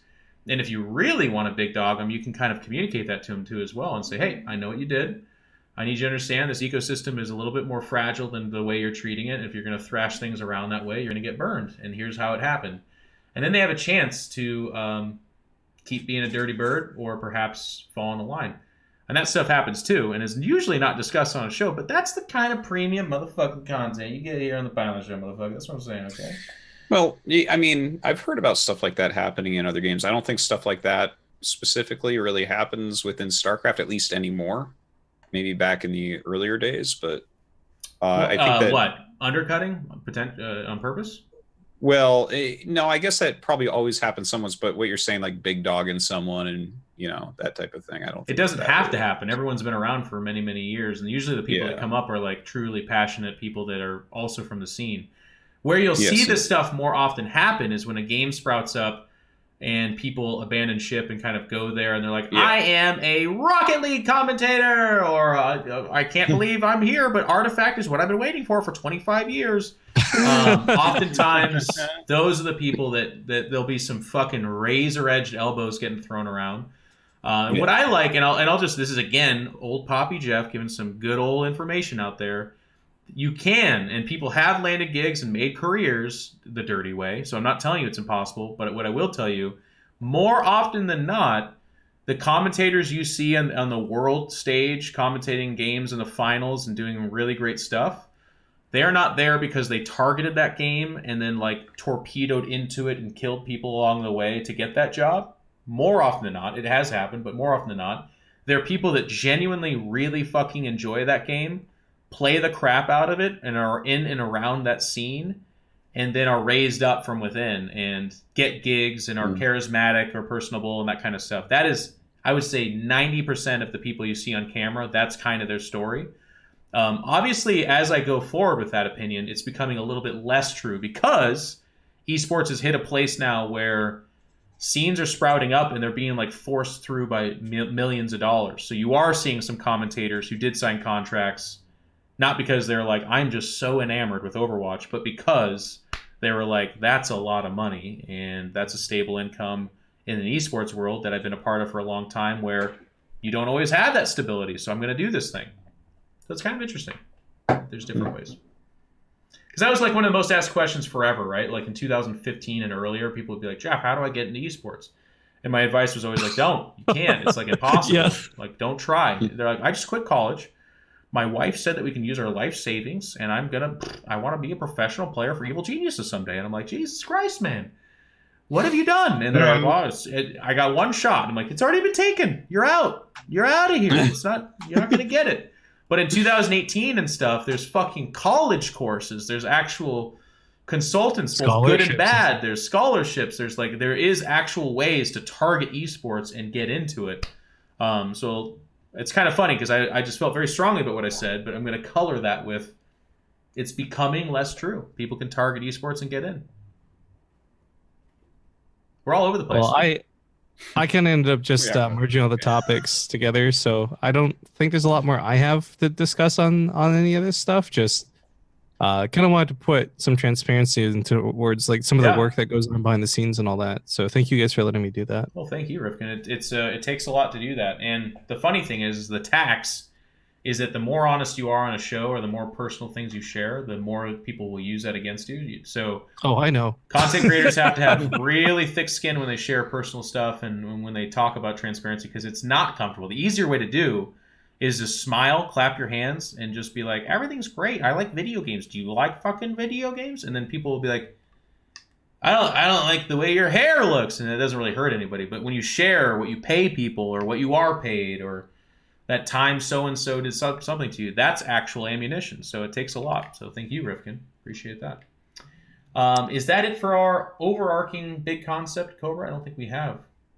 Yeah, actually, the reason I brought up that is because Cobra said when it's all done, just let Geoff know it's time to jump into questions. Oh, well, no, it's not. Okay. There are 13 people that watch this show once every 6 weeks because they want a KSL Season 2 update or at least something about StarCraft Remastered. It's time, Dan, for you to talk about StarCraft Remastered right now, please. All right. Well, I mean, we're in KSL Round of 4 later on today. And in fact, 6 hours and 45 minutes from now, Tasis and I will be coming to you live from the Shinshan Hyundai studio. You stroked out there for a second, buddy. What are you trying to say? Yeah, no, I did. Anyways, KSL Round of 4. Rain is in it. That's exciting. Rain shot. I mean, obviously, that is the StarCraft 2 Rain that has done so much. He's already won an ASL. Here he is in a Round of 4 of KSL. Second season in a row. He's been bashing nerds on his way. He's going up against Sharp, who should probably consider the third or fourth best Terran in the world. But definitely very deadly, a really good player, super up and coming right now, even though he's been around a long time. In StarCraft 1, you can have players that are up and coming that have been playing for 10 years, no problem. It's like, it's a real thing. The game's really hard. It takes a long time to get good. He's still up and coming. He is. He's raising it. He's raising it up. But, I mean, it should be a very good best of 7. I'm very much looking forward to it. Rain is definitely the favorite, but it could go either way. It's one of those matches where you're not 100% sure going in. Yeah, so that's the Round of 4 match for tonight. And then tomorrow night we have a rematch from the last Round of 4. So we have 3 players out of 4 are the same from the Round of 4 last season. In Broodwar? That kind of consistency? Yeah. Man, I can't believe it. Yeah, I know. I can't believe that. And the guy who didn't make it, Jaedong decided not to play this season. So what can you do? So it turns out the best players are the best players. But it's going to be Sulky, who very oftentimes is considered, the strongest Zerg in the world, going up against Last, who's the defending champion. and last did take him out, but the metagame shifted a little bit. People know how to deal with the type of way that last played against Sulky last time a lot better. So that's going to be awesome as well. And whatever we get for that finals is going to be a really good finals. I guess the worst one you could get is the TBT, but Geoff, as you know, TBT and StarCraft 1 is really, so really good. nice. Those two have very different styles anyways, so that would be a good one. I will stay up and watch that. I'm going to put in the effort and try and do it. Yes. And how about those finals in mid-December at an unannounced time? That's right. December 15th will be our finals. Wow, you heard it here first on the Pylon Show, guys. Yeah, you did. I'm quite sure I'm right. It's the 15th. I'm not sure exactly where it's at yet, but anyways, that's the KSL round of 4. That's and I mean, I guess it's good that we're going on a couple week hiatus after next week because there's no more Broodwar updates after this. It's just like we have the finals. That's it. These poor people. Yeah, I heard Rain thrashed Leda. I guess his PvT is supposed to be ridiculous right now. Leda killed like all his probes in game 1 and Rain still won. But Leda tried to go nukes. It was... What? Yeah, no, he actually literally made nukes in TVP. He got... Leda, like the reason why Leda is fun and exciting and good is also the reason why Leda is bad and is never going to win a championship. It's just like he's got this very exciting, cool style, but eventually you hit a brick wall like Rain, and it's like no matter what you do, it's like, well, you don't have these skills that Flash has, so you're not going to kill him, unfortunately. And even Flash doesn't go nukes, actually. Yeah. Okay. I really love that in both StarCraft 1 and StarCraft 2, nukes elicit a wait, what response? StarCraft 1 nukes, man, are about the worst thing in the whole world. They hit harder, though. So when you get hit by it, you feel, Yeah, they do. Even they worse. do damage. They do much more damage than StarCraft 2 nukes, but they cost like 8 supply, and like you can't get a comm set if you have one, and you have to make ghosts, which suck and are so flimsy. Oh my god, they're flimsy. That's the best part, though, is the nuclear silo literally replaces the comm set. So it's like the earlier you do it, the more painful it is, and then the later you do it, it's just silly anyways. So it's just in a really funny spot. But it's Broodwar, so we'll never change it. All right. With that, guys, that was our quick episode. So we're gonna get, this is the part that you've all been waiting for. It's gonna be 2 hours of questions brought to you by our wonderful Patreon supporters. If you're like, hey, I've got some fantastic ideas, and I also want to support this content, please do check out our Patreon. We're at 2,300, but we're a little over $600 away from 3,000, which is our next big benchmark. We will go around to streams and give them $100 once a week. And just give back to the community, but also it will help pay for Cobra's insane work ethic. It'll give a little bit more money to Dan, who's raising 3 kids. Okay? 3 kids. He needs your money. 3 of them. Not 1, not 2, but 3. I also have a dog. And probably most significant of all of that is my incredible addiction to Warhammer models. So if you pay me the money, it'll immediately get converted into a copious amount of models that I absolutely don't need, but I keep acquiring.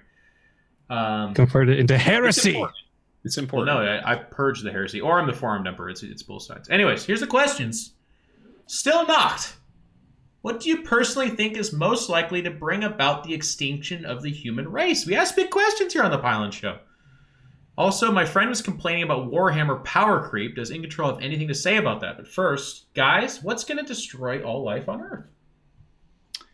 Well, I think it's like you're not going to get rid of all life. I mean, we could have some resets to civilization. Most, but yeah, people are gonna live. I mean, certainly when the sun expands and engulfs the Earth, that's a billion years from now. That's forever from now. Yeah, I think it's actually billions of years from now. Yeah, so that's a long time. That's for sure. That's a long time, Geoff. I'm not lying about that.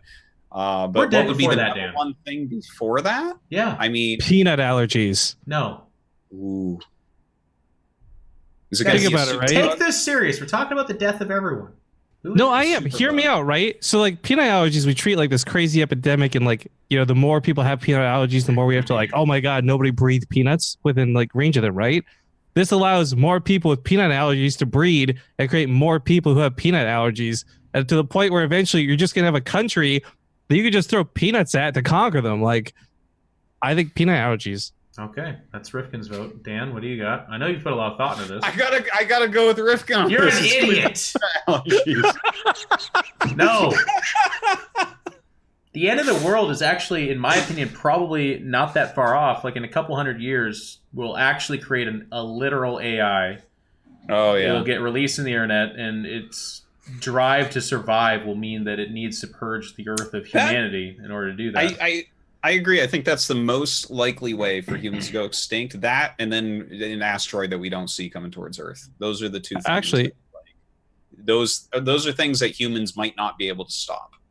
Yeah. A real answer I would have, actually, I saw a YouTube video on this, which was kind of cool, about how we're trapping ourselves actually into Earth, because the more stuff we send into space becomes like basically like constantly like bullets, just constant, like all the little shards and stuff, to the point where if there's too much junk in space and too many satellites that we don't clean up, eventually you won't be able to send a rocket into space, because like any of those little shards could hit it and just like completely pierce it and destroy it. And like, that's scary as fuck to think about the satellites going down and suddenly you don't have phones, you don't have GPS. Like, I think if someone's going to end the Earth, like it would just be like something like that.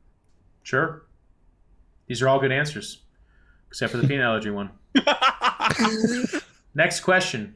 Oh, and you also asked about power creep in Warhammer. That's something that's like, it's a game that has like 30 some odd different factions, and then each faction has sub-factions, stuff like that. Like, the idea of it being perfectly balanced is impossible, and we improve on iterations of, more recent codexes are always better. That's just a Warhammer thing. The people that complain about that are the same people that like live in Seattle and hate rain. What's that? That happens in a lot of games where things are consistently released, and it's especially hard. It's more powerful each time. Otherwise, you're not even going to buy it. I mean, Right. you see, that's like a business model in Heroes of the Storm. Every hero they release is generally the best hero, and then it gets nerfed back after everyone buys it. Yep. So I don't know if that's something that you do in Warhammer or not. It's very similar to that. It's just natural anyways, too. Like, you would not come out with a turd and be like, buy it now. And people would be like, I guess not. And they're like, oh, okay. Cobra has the general chat open because, the finals date announcement. Here you go, you guys. It is on December 15th. Wouldn't you believe that? And it's going to be, let me take a crack at this because Dan stroked out when he tried to say this word. So it's going to be at the Kwangwon University Donghae Esports Center. Arts Center, How'd I do? Yes. Esports, man. I don't know. Kwangwon University Donghae Arts Center. There you go. Looks good.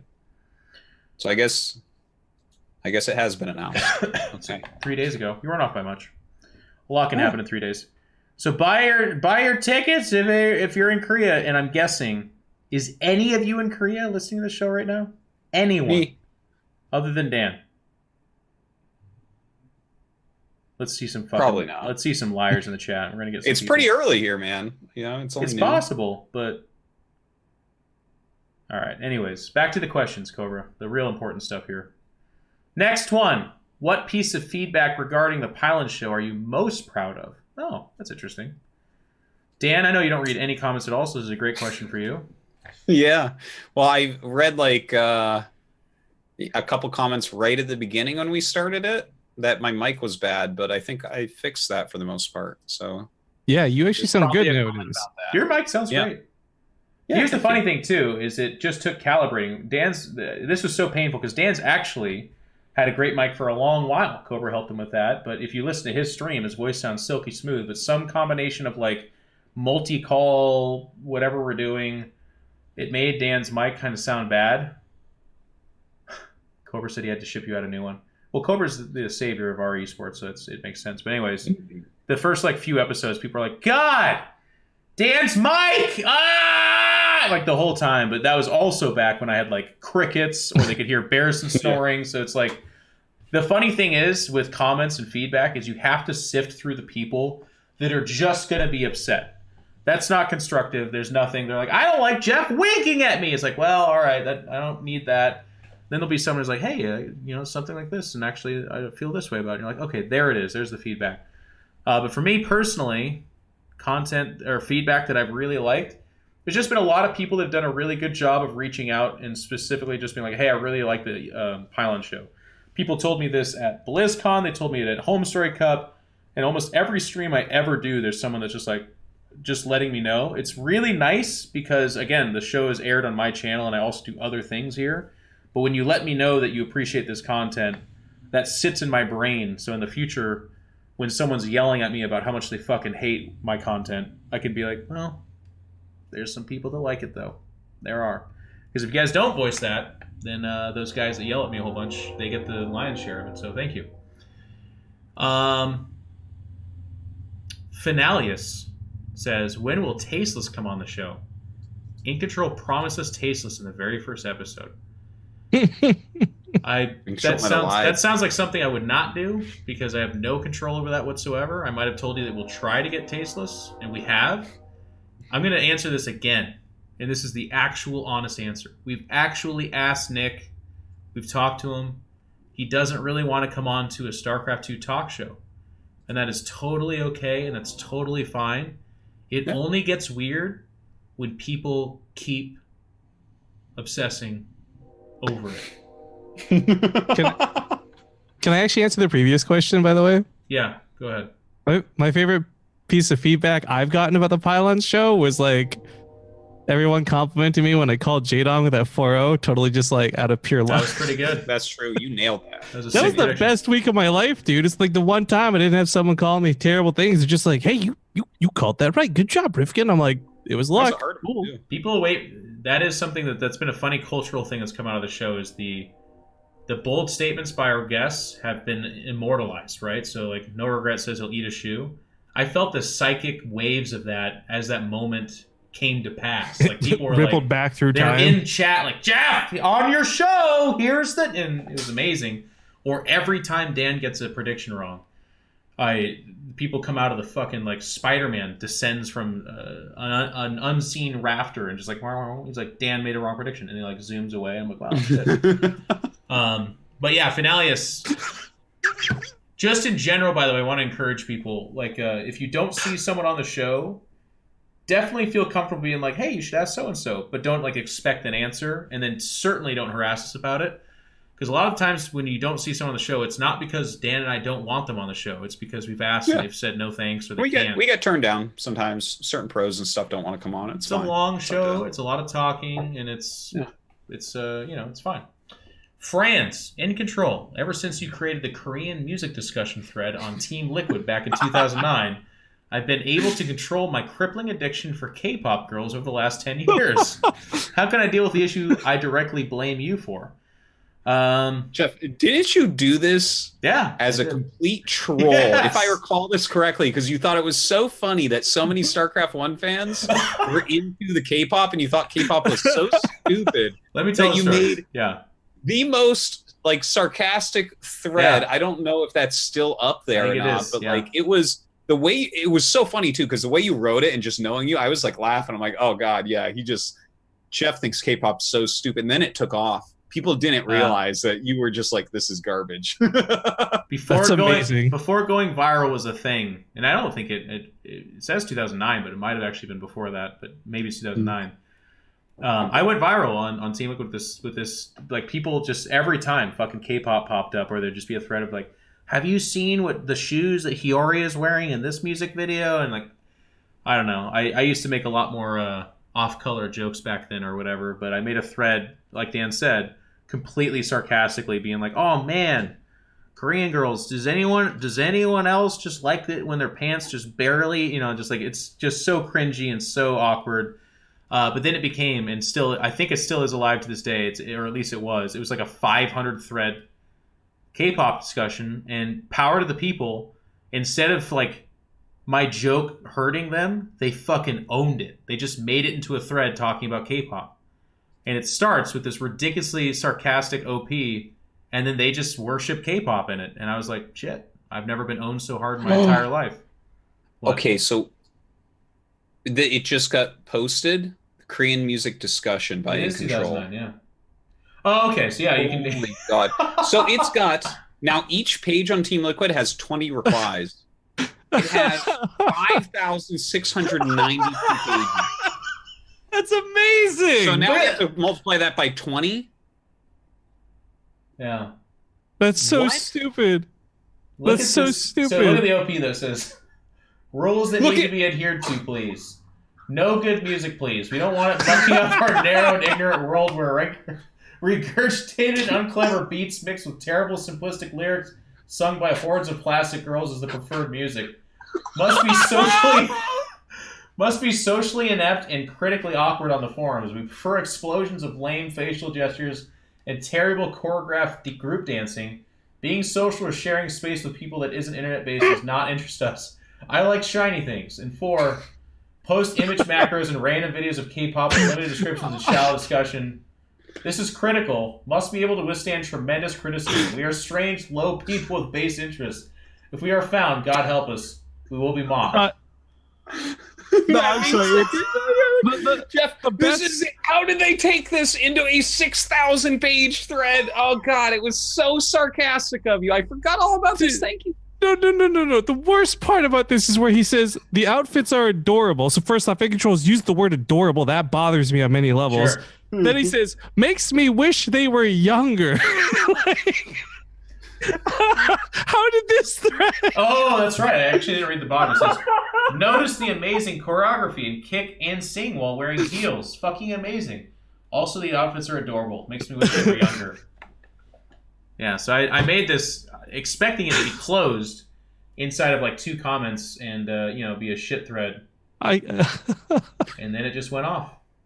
That shows that you've always been the same person, Geoff. Oh yeah. This is not an act. It was amazing, and they didn't get it, and now it's almost 6,000 pages. That could be the biggest one. We don't know. So there's a little bit of Team Liquid history for you, and that was the Wild West of Team Liquid 2, where it was... I made a lot of shit threads. That actually might be funny for the next episode, is to go through some of the threads I did making fun of Dan, actually, because there was a couple good ones. There was more than a couple of those, yeah. There was more than a couple. And I don't know if it's on screen, but Cobra added it up. It's 113,840 comments. Jesus. Damn. And, 90,000. And it's funny because only about the first 5 comments acknowledged that this was a troll, and then the music videos start popping up, and that was it. Well, it's almost a 10-year-old thread. Very good. Okay. So there you go, guys. That's Team Liquid history, which was in many ways still is the central hub of where we talked about StarCraft back in the day. That's where we all hung out there in a BattleNet channel or 2. So thank you, Franz. As far as how do you satiate your addiction now? I think the easiest and best way would just be put your head in a door jamb and close the door as hard as you can. I think that'll relieve you of the pressure you're feeling. Cobra, we can scroll down here. I think you have control. There we go. All right, Markand. This is I know you apologize, but I do want to kind of draw attention to this, much for our own sanity. We've asked that people don't write small novellas as a question. What's ended up happening is that people apologize for writing small novellas, and that's nice, but also please don't write small novellas. Mark N says, apologies in advance for the essay. Following the Diablo Immortal announcement, I don't know if you saw, but there was some investigative journalism done in the article here. To sum it up for those of you who haven't read it, Activision has been slowly restructuring and changing Blizzard behind the scenes, and this was the first year where it was really and obviously public in how it affected the company's game releases and the quality thereof. The current WoW expansion is derisively known in the community as beta for Azeroth because of how unfinished it is, and we all know about the Diablo Immortal debacle. Several former and current Blizzard devs spoke with the author of the article and confirmed that currently Blizzard is far more focused internally on reducing costs and saving money instead of... Like, nobody's tracking this, man. Nobody can follow this whole thing. This coupled with an implied expectation from the executives that every franchise should deliver the same kind of insane profit margins as World of Warcraft and Overwatch has unfortunate implications for the less profitable franchises such as our beloved StarCraft. First of all, fuck you. No, I'm just kidding. I love you. I know that the Pylon Show touched on this following BlizzCon, but with this new information coming to light, especially with the hindsight that this casts on Mike Morhaime stepping down, what are your thoughts as to how the shift in the company culture at Blizzard will affect StarCraft and its scene going forward? Given the sensitive nature of this question and how a significant portion of your employment does in large part rest in Blizzard's hands, I will accept a no comment on this, but I hope to see an answer anyway. Markan, as a quick aside, your question, done quickly, a scene by Geoff Robinson. Ready? Stuff has come out showing that Blizzard cares more about profit margins. This could mean that in StarCraft land, they're going to be cutting on costs. How does this affect your career? The end. That would have been great. Instead, what happened was 3 months of my life that I can't get back. But thank you. Dan. I just don't know what the question was. Yeah, the question's at the very end there. It is basically with this restructuring inside of Blizzard, as if you buy, if all of this is implied to be true at least, the implications could be that StarCraft, which doesn't have insane profit margins, could be experiencing cutbacks or a philosophical shift, and this could affect your careers. Your thoughts, basically. And you can actually answer that one too, Rifkin, because you actually make money in StarCraft. I don't know that I have really an answer though, because this is like so much of what if, right? Yeah. But I'm gonna go with the no comment acceptable answer that he said was fine. Well, I will give a bigger answer. Give a big answer. Well, okay, so a few things. First off, we don't know exactly what's going on in regards to that. I think that all companies over time, as they get big and bigger and bigger and bigger, go more and more towards profit and stuff because everything becomes... we talked about this a little bit before on the Pylon Show. Mm-hmm. How, for instance, like if you look at mobile games, this is the easiest, just mobile games in general, right? At the beginning of iPhones and iPads, there were so many really fantastic games. And now every game, the only thing they do is gouge you for money. Every game. It's become so shit I don't have games on my phone anymore. When I used to have a few that I really liked. Even the ones that I really liked, I tried to download some of the older ones, and they're gouging me on those games that I already purchased. There's fucking ads on Plants vs. Zombies 1 now. How the fuck can you do that? You guys are dirty. You guys that made that game are fucking dirty. I bought that game, and now it has ads on it. And now you want $2.99 turn off those ads? Fuck you guys. The game's deleted. Anyways, that type of thing I think happens a lot. And probably will always happen a lot. And it's kind of this unfortunate thing of lifespans of companies. Now, in regards to StarCraft and Blizzard specifically, I think that you've got to remember this is a huge company with a lot of people in it. And we don't know exactly what's happening up at the top, obviously, because we aren't up at the top of the company, so we can't know. But there's a lot of regular people working in Blizzard who are big advocates for StarCraft and for esports and for continuing on this great work that we've been doing for so long. So I don't really worry about this all that much. There's always ups and downs and things like that within the industry, as anyone who's been in the industry for a long time can tell you. But yeah, I mean,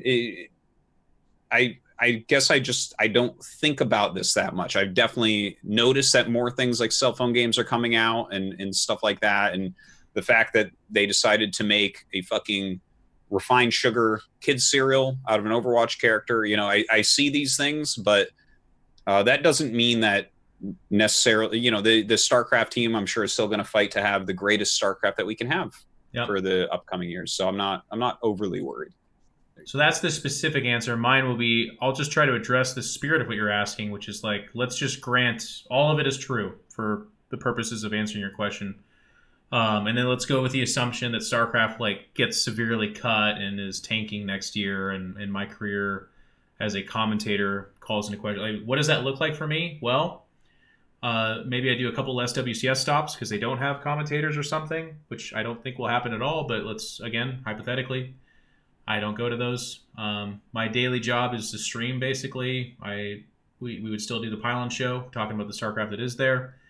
Great content would still be coming out of wonderful people like BaseTrade and everybody. And this idea that if Blizzard cuts back severely, that the game would collapse and I wouldn't have a job or something like that is not really...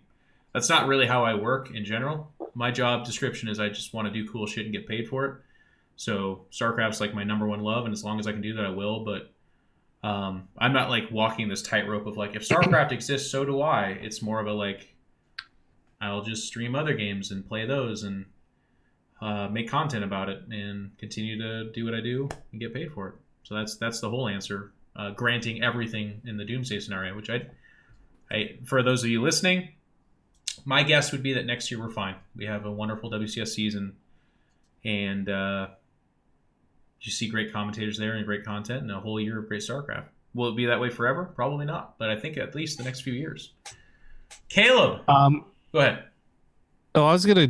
Sorry, I don't want to drag this on too long. Just changing my answer slightly because it's interesting hearing you guys talk it out. I think like even in your doomsday situation, like the thing is like as many of you know, maybe you're not aware, I'm not hired to do WCS events, and Blizzard doesn't fund really anything we do on my channel. So just thinking on it more, it's weird because in some weird ways I'm like a little bit safer because of the disconnect, which is not something I'd really considered prior to hearing you talk through it, I guess. There you go. Some of us are more durable than others. And just to address the chat too, there's a couple guys that keep saying like CNC rivals or something like that, trying to make me feel bad. It's a weird thing. It's just I would not have done a good, that gig in a half second, Geoff. It's not a good angle to take. Yeah, I did one gig. I might download that game when it comes out because it's a good game. It is out. Came out Tuesday. Oh, check it out. But it does have microtransaction stuff. But you can also get around those. Damn it! Well, you don't have to do them. It's like one of those things you can grind it out. Anyways, I'll still download it. Just don't. It's just it's more of a. It's like you have a little brother, but you're 25 years old and they're 6, and they're like wearing their Velcro shoes and they're like kicking the back of your leg, and you can turn around and fart on them and they'll literally never recover. Just stop. It doesn't hurt me. Anyways, Caleb, why do you think Protoss have all their warp gates on a default hotkey? I can't think of anything else like that for the other races. Oh, I can tell you exactly why. Because unlike the other races, you have to actually look at a specific area to make your units with warp gates. None of the other races are like that. You can have your screen over Fog of War in the upper right-hand corner of a map with Zerg Terran and make your units. For Protoss, you absolutely must have your screen somewhere where there is a pylon or a warp prism. So I would say that is probably why. That is... Do you guys understand how lucky you are? If this was just the Geoff show, like it's not a Pylon show, it's just like Geoff. This is an angry hour. Dan listens to that question and he goes, you know what? I'm going to share a good answer with that guy. I'm in my head tearing it up. Dan gave a real answer. God bless you, Dan. That's a great answer. Yeah. Fish, what unit from each race do you think needs a second look or a drastic change in the next patch? Rifkin, when you look at these units, man, which one do you want to change? The SCV probe and drone. What do you want to change it to, Rifkin? What do they get changed to? I don't know, dude. I don't have a real answer. Dan, at the beginning of November, when you last watched the StarCraft 2 match, you were thinking to yourself, God, these units need to be changed. What were you thinking of? Gosh. Cyclone, Ultraless, Tempest. Yeah, I like where the game's at right now. Personally, I don't really have anything that I want changed at this exact moment. I actually quite like the current patch personally. Fish, I gave this rant before, man, but I'll tell you, 9 times out of 10, because this question's been asked like a dozen times, and I mostly shit on it, but every time I try to give it a chance and I give it to my guests. The StarCraft people on these shows don't really think of units in terms of if I could just make believe it into something else, then I'll be happy. Nobody fucking does that. But I'll tell you what, we'll keep looking. Because I say that, and then we're going to have fucking Avex on the show or something. He's like, well, actually... I want roaches to be able to stand on top of each other like a totem pole so that they can shoot air units. That's exactly right. I'd like the battle cruiser to literally transform into a penis, and then I would like it to just kind of flop around out there for no other reason than to make my opponent uncomfortable. And we'll be like, that's weird, and then we'll learn something. See, Avex in the chat, he confirms. He said, what? Which stands for right up my alley, I think. All right, thank you, Fish. John, this is a great question, by the way. I can already see it. Few personalities out there are as witty, creative, hilarious, and then he goes on to say in parentheses, handsome, charismatic, tall, muscular, and just goddamn good at what he do, as in control. If he was given one of those late night talk shows like Conan or Kimmel, he would kill it. Can we get more questions like this, by the way? Can I just say? Fish, are you listening? This is how you ask a question. You want the paragraphs for this one, I see. I think this is your alt account. This is too short as far as I'm concerned. This could have gone longer. Would you guys consider doing talk shows with a broader focus, such as on current events? Perfect example is Cox and Krendor. I think, Dan, if you're not familiar, those are two kind of smaller content creators out there. I think they're on. What is that other platform called? I know who Jesse Cox is. I know who that guy is. Yeah, he's been up and coming for like 20 years or something like that. Yeah. The question is, would we do broader stuff? I think what's kind of fun and what I like about this, and I do this a little bit more than Dan, but Dan's always game, it seems, is I like talking, and it was great having Rifkin on here too, because we did that a little bit. We talk about, I guess we haven't talked, we're not going to talk about politics or something like that, but we talk about StarCraft concepts on a more broader basis and get away from just being like six stalkers. Okay, bear with me here. We don't do that as much. It's more like, so no, I don't think you'll necessarily see Dan and I hosting a show where we have dogs on our laps and we critique like soups of the day or whatever. It's probably not going to be like that, although that's a fantastic show now that I think about it. But we will definitely use the Pylon as a vehicle for talking about all things that cover StarCraft. I think the question might be also, or let me add to the question a little bit. Would you, Geoff, if you got offered like a TV contract type of thing and to do a show like that, would you? Oh, absolutely. Like not necessarily the Pylon Show changing, but yeah. No, absolutely. Yeah, if that's what you're asking. I used to have a show called Fanboys on Twitch that I love. We just talked about movies. It's really fun. And I love conversation stuff, basically, is kind of what it comes down to. That's why I was really excited to do the show with Dan. We've always had interesting talks. Dan's not afraid of a different opinion. And it's just fun that way. And then there's so many great people in the StarCraft world where we get to bring them on. So it's that this format built itself up from just how cool it is. I mean, imagine if our game was like Hearthstone and each week Dan and I had to be like, who the fuck is our guest? Is it Kriparian again? Oh my God. And then we have them on. We're like, what do you think about that new card pack that just came out? And then they're like, I think it's pretty good. I'm a little bit worried about the RNG, of course, but I think it should be able to pan out pretty well. And we're like, And that's the whole show. Nobody. Damn. You're supposed to laugh. If that's the whole show, we should make that. Look how safe you are, not laughing at my Hearthstone joke. If you did it like that, that would be ASM Hearthstone. That's true. I love Kriparian, by the way. He's actually amazing and great. And I see Firebot in the chat. The guy's an actual world champion. So hopefully you guys know that I've got nothing. I only make fun of things that I love, by the way. Oh, Firebot. Hello. That's, in fact, one of the ways I show my love.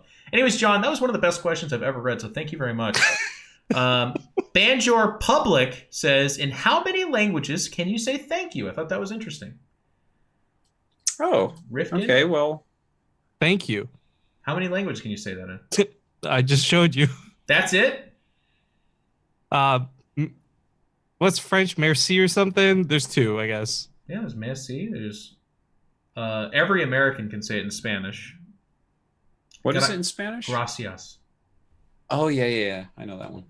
I can say it in Korean and how do you say Chinese, it in Korean? Kamsamnida. Yep. Which is actually one of those phrases that you use for everything. How do you say hi? Mandarin is like Shishin. Well, no, that's Annyeong. Annyeonghaseyo. Annyeonghaseyo. That's like hi, and it's almost thank you. It's like a goodbye. Hello. That also means thank you, though. Yeah, I don't know, maybe 5 languages or so. Thank yous are pretty easy.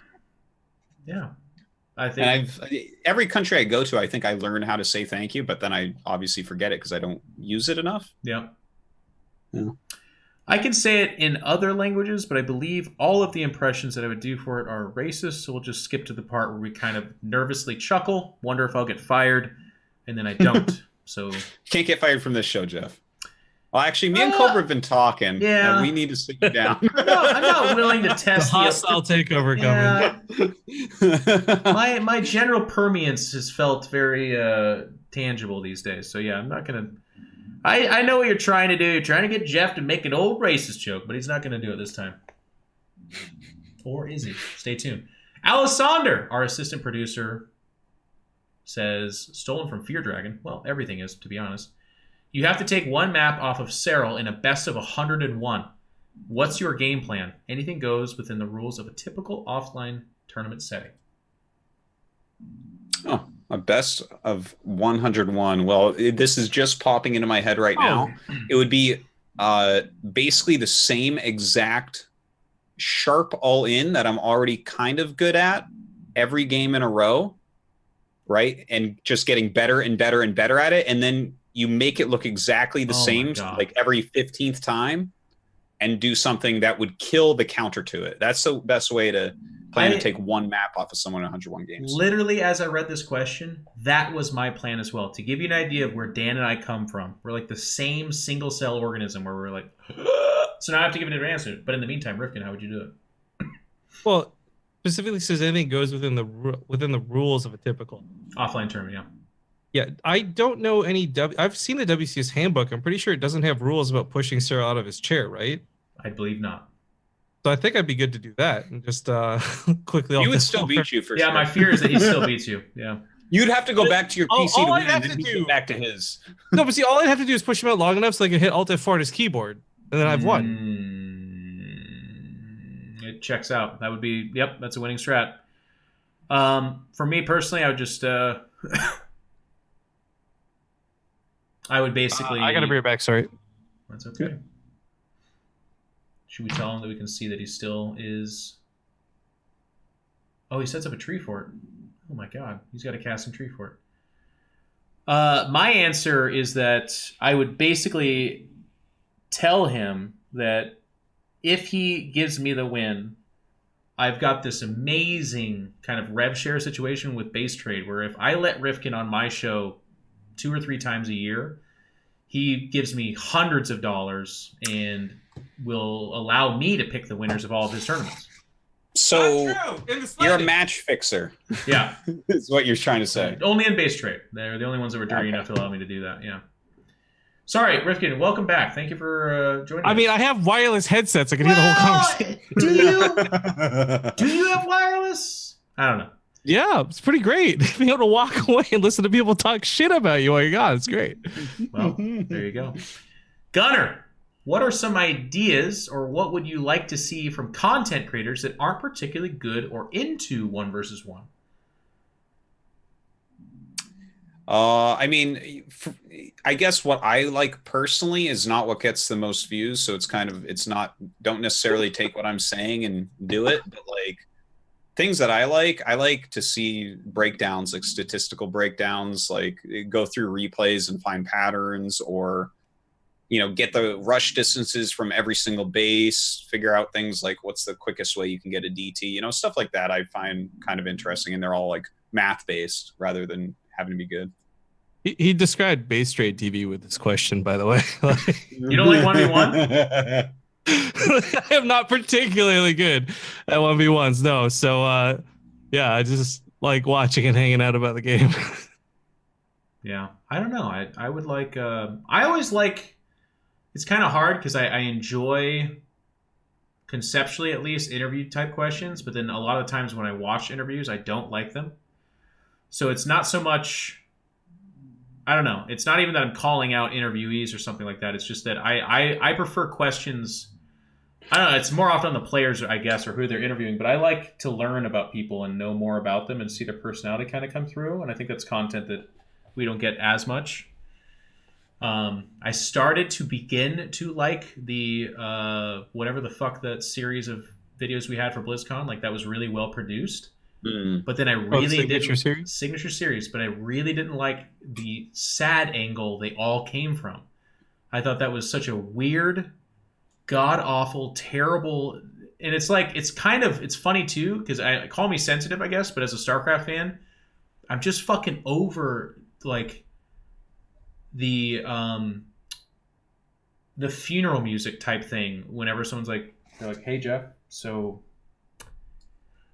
You're still commenting StarCraft, are you? And I'm like, yeah, I love it. And they're like, Jesus. Okay.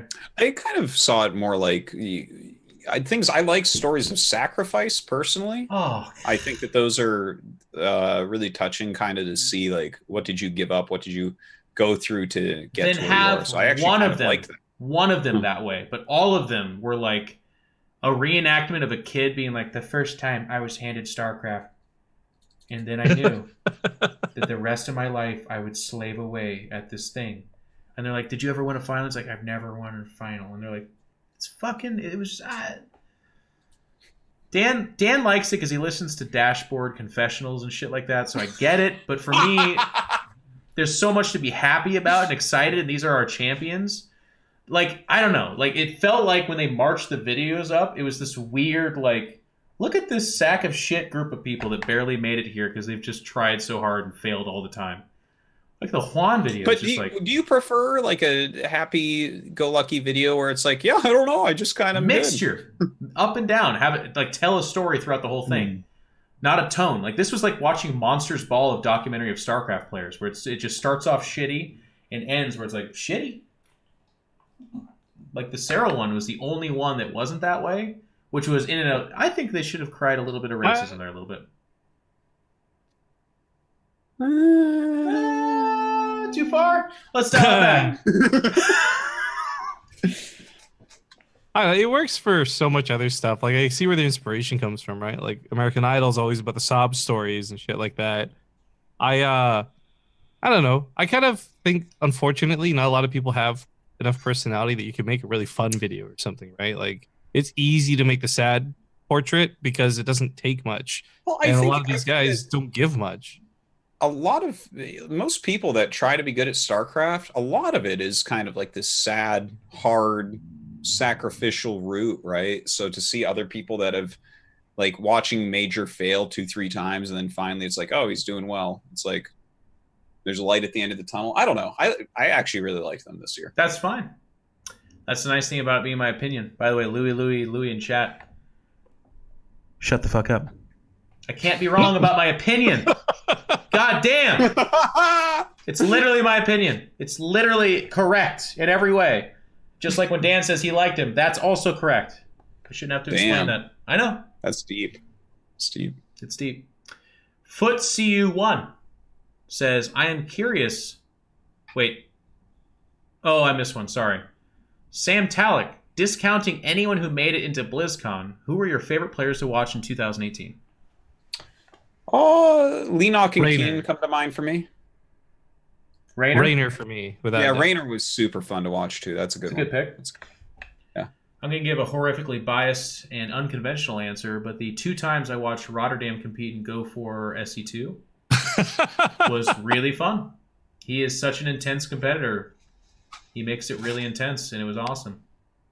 He also drinks like 6 Red Bulls the more like into the competition he gets, so he was on the verge of death, which is pretty cool too. I am curious your thoughts on intimidation as a factor in StarCraft 2. For example, Neeb seems to struggle against cocky players, i.e. Dark, Maru. There might be something else going on there. But frequently takes maps and series off of TY, Rogue, guys I think are seen as less cocky and intimidating. How much, if at all, is the brash and confident mentality an advantage for players? If so, do you think this mentality has become a detriment to those players by Cyril and the pressure he adds to series by being considered the best? See Dark at BlizzCon ? So I think there's like 3 things here. Yeah. That I think that the question asker is a bit confused on. Like, for instance, the Neeb situation here, who he's losing to versus who he's beating in these examples. I think this is more of a stylistic difference rather than because they are cocky players. At the same time, I think that, a better, stronger player or someone that's extremely confident that can absolutely do it. Like, you have someone like, let's say Flash, he's like the utmost example. His job is halfway done by the time you're even playing against him because he's fucking Flash and you're afraid and you know how good he is. So certainly there's something to that. I don't think that the Dark Maru UI Rogue thing, because I see the styles of those players, you can actually group them on those 2 sides like that. I think that has much more to do with it in this particular case. But yeah, I think that a lot of people go into playing against Cyril in a lost mindset. Like, didn't Stefano actually just not even play him at Home Story Cup or something? It's like, yeah, I mean, look at that. You're winning series just off of your reputation and your power. It's definitely a real thing. That Stefano thing's a little tricky though, because there was some confusion on whether head-to-head or map score mattered. And in one case, Stefano could have advanced, but in the other case, he couldn't have. So I don't think that had to do so much with intimidation as Okay. misunderstanding the rules for that one. Sure. Just because I was casting for that, I was like, it turned out to be a pretty big deal. So I didn't even understand how the fuck it worked.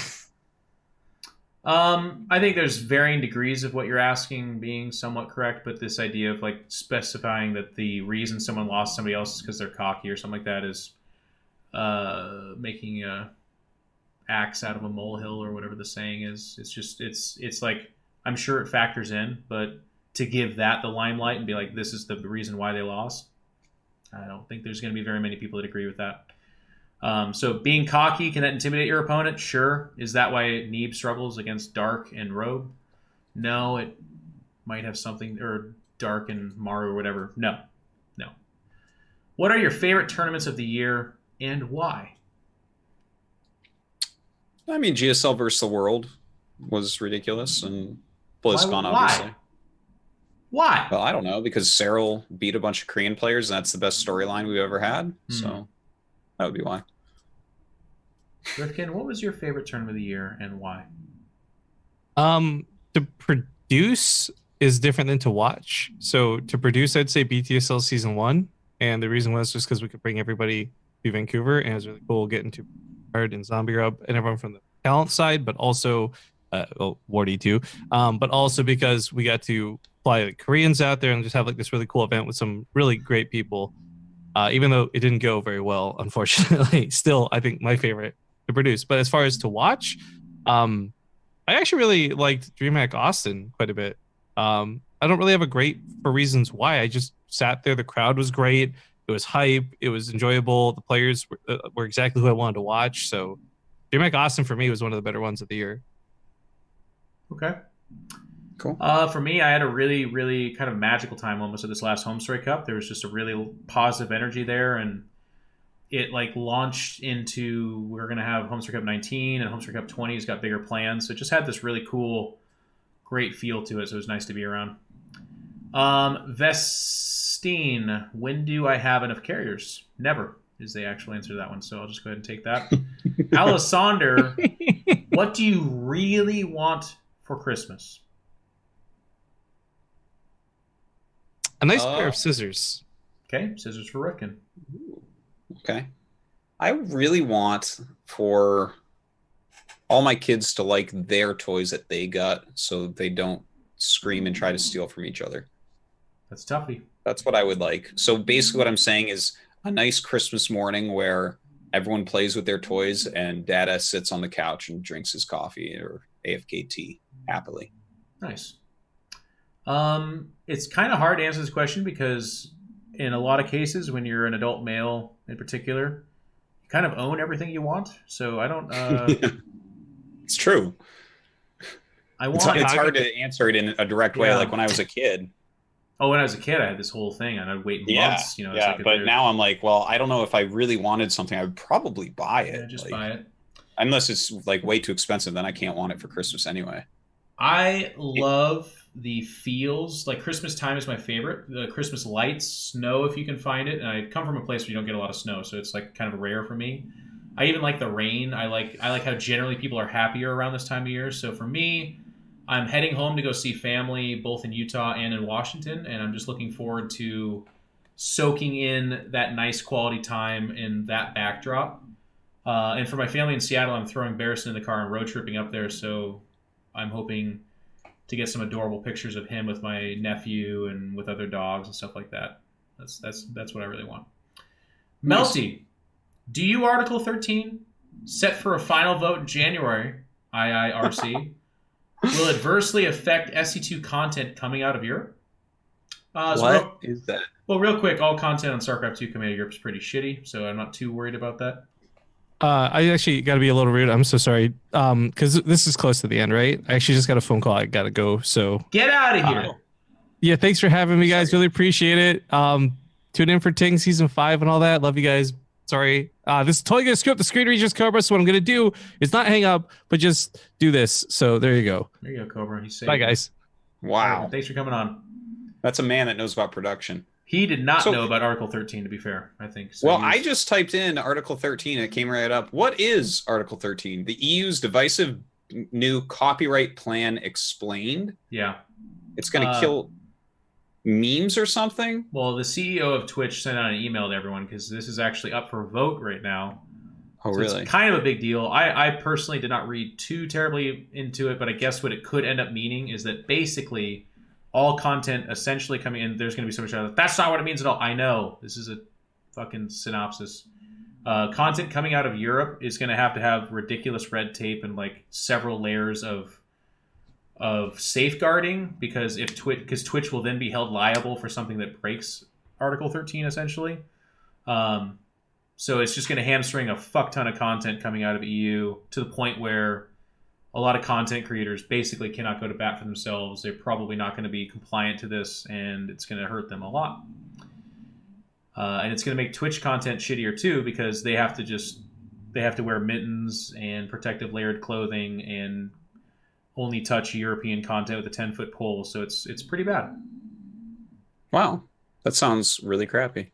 Yeah, and there's some content out there that if you want to read it, Cobra's showing us this nice video there. I don't know about the politicizing of it in terms of because that is everything, right? So I didn't look enough into this to tell you which angle is taking what, but you should inform yourself, especially if you're a European viewer in particular, and make an informed decision for yourself. So we don't know, Melty, is the answer. Yeah.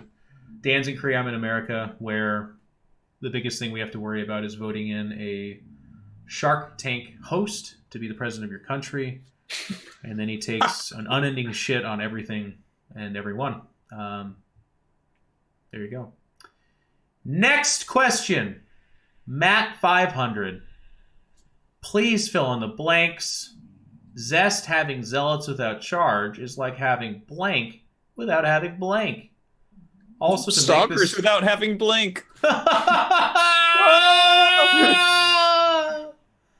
Also, to have this as an actual question, is there always a key upgrade or ability you forget to research? Key upgrade or ability. I forget EMP in StarCraft 1 sometimes. Ooh, you have to And upgrade it that? really bites me in the ass. I when did not know you had to upgrade that, actually. Like I'd Yes, you completely did. forgotten. Do I forget an upgrade? No. But I'll tell you what, when you forget Warp Gate, you feel pretty bad. In a lot of Yeah, cases. that's a bad feeling one right It's a there. bad one. It happens a couple times a month. Washburn. In the Sentient Food Olympics, which shoe will be the hardest for No Regret to eat? Hockey skates? Fins? No footwear is off limits.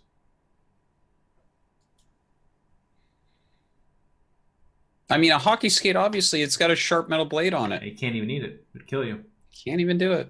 Well, it's swallowing sword, right? Swallow a hockey blade. Well, you can swallow a sword, but if someone asked you to eat one, you would be in a lot of trouble. You could grind it up, right? Oof. Have you ever seen Oz? No. Okay, never mind. But I'm told it's very good, but there's probably a lot of scenes involving hard cylindrical things being swallowed, I suppose. It's a blowjob joke, guys. For those of you that aren't, okay? Ask your dad about it. Zeker. Preface. I've played competitive esports in the 5v5 format, Counter-Strike, and I got to experience the awesomeness of playing in LAN tournaments. My question is, what challenges do competitive StarCraft players face in a 1v1 game that a player coming from a team sport wouldn't expect? Also, does being part of a team, like generic Green Wings, change these challenges? I think a team would change them somewhat, but not all the way. But like some of the things that you might not be thinking about if you are a team game player is that if you fuck up at all, you're done and that's it. Whereas, for instance, you can mess up in a team game, and different team games to different extremes and stuff. But you can mess up in a team game and your teammates can help you get through that. They can give you input as to what you're doing. You're completely alone in StarCraft, just so utterly alone. If you mess up, you're done. There's no support during the game. It's just kind of brutally unforgiving in a way that I don't think any other game is. Yep. The other angle I would add on this, and whatever mod wants to ban Mafia Saint, that'd be wonderful. One of the other angles that people don't see very often is in a team game, it's more common for someone to leave an organization and be shipped around or traded or just straight up cut Whereas in 1v1 games, it's much more common that they stay on the team for a very long time. Obviously, there's varying degrees of this, but if you're successful, is I guess what I mean. In the like Dota scene and CSGO, it's really common to see players moving around kind of actively. Whereas in StarCraft, very often someone stays on an organization through the ups and downs for a long time. Kind of interesting that way. Mostly it's because you have 4 other people that if you're not performing or you're like weird politics happen in a team game, you can just get outed. Dan, what steps are you taking to ensure each of your 3 kids play different races so they'll have better practice partners when they go pro? It's mirror matchups are underrated. Based on the way things are going now, they should all be Zerg players, right? And just get good at ZVZ. They win European tournaments like that. But to be fair, none of them have played StarCraft yet. Trying to get them into it. No one's into it yet. They're quite young. I mean, they're still very young. Even your eldest daughter, she's like 6 or 7, my oldest one, we're playing the new Pokemon game. Oh, cool. And learning chess as well. So I'm very happy with our progress. That's a smart one. You're going to make her a smart cookie. That's good. If I had kids, I would probably keep them in tubes and not let them see the sun or moon, really. It's the safest way to go about it these days, but I do believe that's what I would do. Maynard, Geoff, is the stash for Movember or sex appeal? Couldn't help but notice it's December and it's still there, but I ain't complaining. So fun fact for me, I'm a terrible shaver. Whenever my whatever beard I have gets just to a certain point, I look in the mirror one day and I'm utterly disgusted with myself because I look like a homeless person. So I don't trim it down, I shave it off. But every time I've completely shaved my face, I regress in age to be about 12.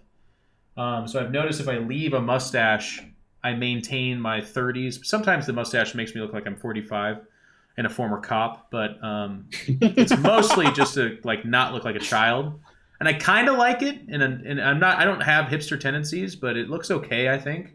It is goofy as fuck, but it's just more adult, I guess. So that's the full answer from you. Do I look like a child because I don't have facial hair? No, it's not everyone. But conversely, and I've told you this, you've seen pictures of you with that fake mustache. You look goddamn good, man. That's true. I don't think it does that much. I was thinking about that the other day. Yeah, you pull off a mustache very well. Sam Talik, diving back into VODs as live events a bit. Diving back into VODs versus live events a bit. Can you guys talk about why live viewing valued so much above VOD viewing in the StarCraft 2 scene? Do you think improvements to the VOD experience could be made to increase the value of VOD watching? Asking as a VOD viewer full of shame. I think it's just sharing the time watching it with other people. It's less lonely than watching a VOD because VODs, I actually consume more StarCraft through VODs just because of the time that I have to watch things. But I always love to watch live. And I think it is just the fact that there's other people watching. I know that. And even if I'm not typing in the chat is there. People are, it's that joint experience, I believe. Because certainly quality-wise, I don't think it's different other than that.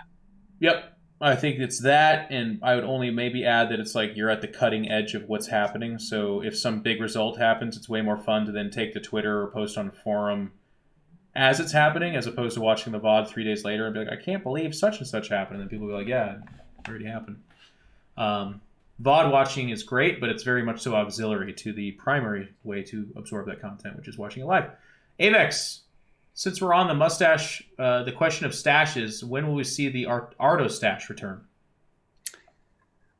I might grow a mustache one day. We'll see. But I think he's talking about my emote. I don't know if I don't know if that's even in my channel right now. I gotta look into that. You gotta check it. Guildlin, question for you all. Why are you so awesome, and will you keep on keeping on? Well, that's very nice of you to say that. And then he says, feel free for Cobra or Alisaunder to chime in. They are awesome because they are amazing. It sounds circular. They are amazing because they are awesome. Yep. I don't know why we're all so awesome. Because we do what we love. Actually, that's they both answered in writing. I'll read it right here. Alisaunder says, because I'm doing... And Dan, this is going to be a little bit weird for you. Because I'm doing what I really love, and it puts me in a great mood, and I love feeling incredibly happy. It's exciting to see what new, amazing content you all are making every week. I'm so proud of us all. Cobra says, love Geoff and Dan and the StarCraft scene, and this Pylon Show project is a lot of fun for me and my way of donating to make the scene better. Going to produce the show till I drop. And that is the final question with the final answers. Thank you guys so much. Really appreciate that. It was a nice long episode. Really short, by the way, right? Almost 3 hours again. It was. It was. Listen, Geoff, you finally did it. You said we were going to have a short episode. This was certainly shorter than our normal. We did it. Mission accomplished. I want to give some shout-outs real quick and talk, like I said, about the next episode real quick, and then we'll call it a show. So first and foremost, there are our Patreon supporters. Who said that in the chat? That was Christian1983. He pointed out that we have 340 Patreons. That's something that I haven't drawn attention to as well either. This is amazing to say, by the way, that many people on an active basis are supporting the show that way. Thank you guys. It's ridiculous. It's very, very, very cool. We are humbled by that. And then since we said that, we lost 3 patrons, so that's too bad. But but thank you all. No, joking aside, really appreciate it. We built this up this whole year. Dan and I talked about it. We had the business show. We talked about the beginning, something that we've wanted to do for a while. We finally got up and did it. Could not do it. And Cobra, if you can pull up that pad, without our amazing supporting cast. Obviously, you guys know Cobra by now. He's done some interviews and just been amazing. Alisaunder gravitated towards us and has been helping a lot. We really appreciate that. But it's not just them, actually. There's a mod on my channel as well, Lich&Famous, who's been doing some artwork for us. I know that he's contributed a lot to the Matcherino products that you can buy, a lot of the mugs and stuff like that. And then some of the people, well, one person I'm not as familiar with, but Cobra's been having them help out as well, as BodyPop_ has been helping out with some graphic work for our the overlays and stuff. Helps with the launcher art. Oh, okay, cool. And that was amazing too, by the way. I don't know if you guys saw it, but we were in the StarCraft 2 launcher the other day for episode 30. Pretty amazing. I mean, we were at BlizzCon, did a show. We're in the launcher. I've gotten a lot of feedback from wonderful people at Blizzard that they are loving our show, and this has just been everything we've wanted, so just thank you. And then last but not least, an animator. So a lot of the movement you see in our overlays and stuff like that has been from DarkFirze, who is also a moderator on my channel. So one of the coolest things about StarCraft is that so many of you people are so freaking talented and good at what you do, and you contribute in so many different ways that it's really fun to pool that together and make something that we can all be proud of. So thank you. And Cobra's just flashing up some of that product right now. So thank you to our Patreon supporters. Before I turn over to Dan to hear what he's up to, he's going to be casting in a few hours, but I want to make one final note. 1 week from today, at our usual time, and I tweeted on Monday that the show is tomorrow. Just like, I know. You're actually the guy that you complain about. I love it. I know. Well, if you notice, I do that quite often. I'm like, I can't believe people do this thing, and then I do that thing. Anyways, next week's show is going to be a special one. It's going to be the final show of the year of 2018. Dan's going to have a couple beers. I'll have some drinks next to me. We're going to have Maynard, Nathanius, Rotterdam, and Neuro on. Damn. It's a huge cast. We always have a wonderful audience of people, and we'll try to keep it flexible in terms of if other people want to pop on and say a word or two. Maybe we'll make that available and possible, depending on how much we want to stress Cobra on the production of that. I said Nathanius, Cobra. I said that. Yes. We're going to have drinks. We're going to do the year in review. So we're going to talk about some of our favorite memories. I normally do the show, they organize everything. I just sit down and do it. But we're going to come up with topics. We're going to do the year in review. We're going to have an award show. This is an idea that my beloved Gunner came up with and had names for. We're not going to use the names, but we are going to have some topics that we're all going to kind of vote on. I've got Cobra cooking up some funny pictures of our guests. I will give a tease. You wanted to see Rotterdam without a shirt on? Tune in next week. Okay? It may or may not actually be his body. We'll see. You don't know. Okay? But that's something we're going to do. And we're just going to send off this year of StarCraft. It's been absolutely amazing with a really nice show and some wonderful guests. So that is the plan. So tell everyone. We'll have tweets out. It'll be at that time. Please hype it up. We'd love a big audience. Host us or whatever. Let's just go out with a bang with a big show. And without further ado, Dan, I know that you've had to pee for 2 hours, probably. Well, you see me throughout the show. I drink so much. Like I drink this cup of tea. I drink this cup of water. I started another water, but then I was like, I have to pee. I should stop drinking that. Well, what are you up to, man? What do you got going on? Same old. We got the KSL round of 4 tonight. It's only 5.5 hours from now, and then tomorrow night as well. Mostly, I'm just excited about the Pylon Show next week. Yeah. It's our biggest episode yet, and I think it's going to be so much fun. Talking about all that, I have a lot of ideas, and talk to you about that later, Geoff. It's going to be great. So thank you everyone for supporting the Pylon Show all year long, and I'm excited about its future. Yeah, me too. And I stream on 4 days a week, and I guess since the Pylon Show is going to be off for a couple weeks, I'll probably stream on those Thursdays too. Yep. So extra streaming from Artosis over the holiday season. Very good. That'll be really awesome. And I've been loving making this content with you too, buddy. It's been great. One quick aside, before I give my shout-outs as well, I guess somebody was mentioning Roddy versus No Regret. I asked him. No Regret was down. Roddy does not want to play cross-server. And that totally makes sense. Even though it's a friendly show match and stuff like that, and we're going to pay the money. If you're a competitive person and you play in front of an audience and you play in suboptimal conditions, it can be really unfun. So I totally respect that choice. It's too bad, but what that means is that the Pylon Show will truly be on a hiatus after this next episode 1 week from now. Literally just a couple weeks, so like I said, it's just going to be for Christmas break. We'll be back in January. We'll announce that as soon as possible on the Pylon Show Twitter and the website, that kind of thing. And then presumably 2019 will be going just like we have. I personally have nothing on my plate that says we can't do that. And I've heard nothing from my wonderful team here. I'm always here. Yeah. So that's the case. So as long as you guys keep supporting it and we keep growing, then we will keep making the content. For me personally, I will be streaming here on this channel, maybe tonight, but certainly tomorrow and moving forward. Other content, StarCraft related, just next week, man. That's going to be our big show. So just tune into that. Big shout out to a few of the people that subbed during the show, by the way. I didn't want to break the flow of the show to thank you, but please know that I noticed it and we really appreciate it. We're excited. StarCraft's in a great place. It's just been amazing. Can't wait for next year. So we'll see you guys next week. Thank you all for tuning in, and you guys have a wonderful night, and we'll see you later.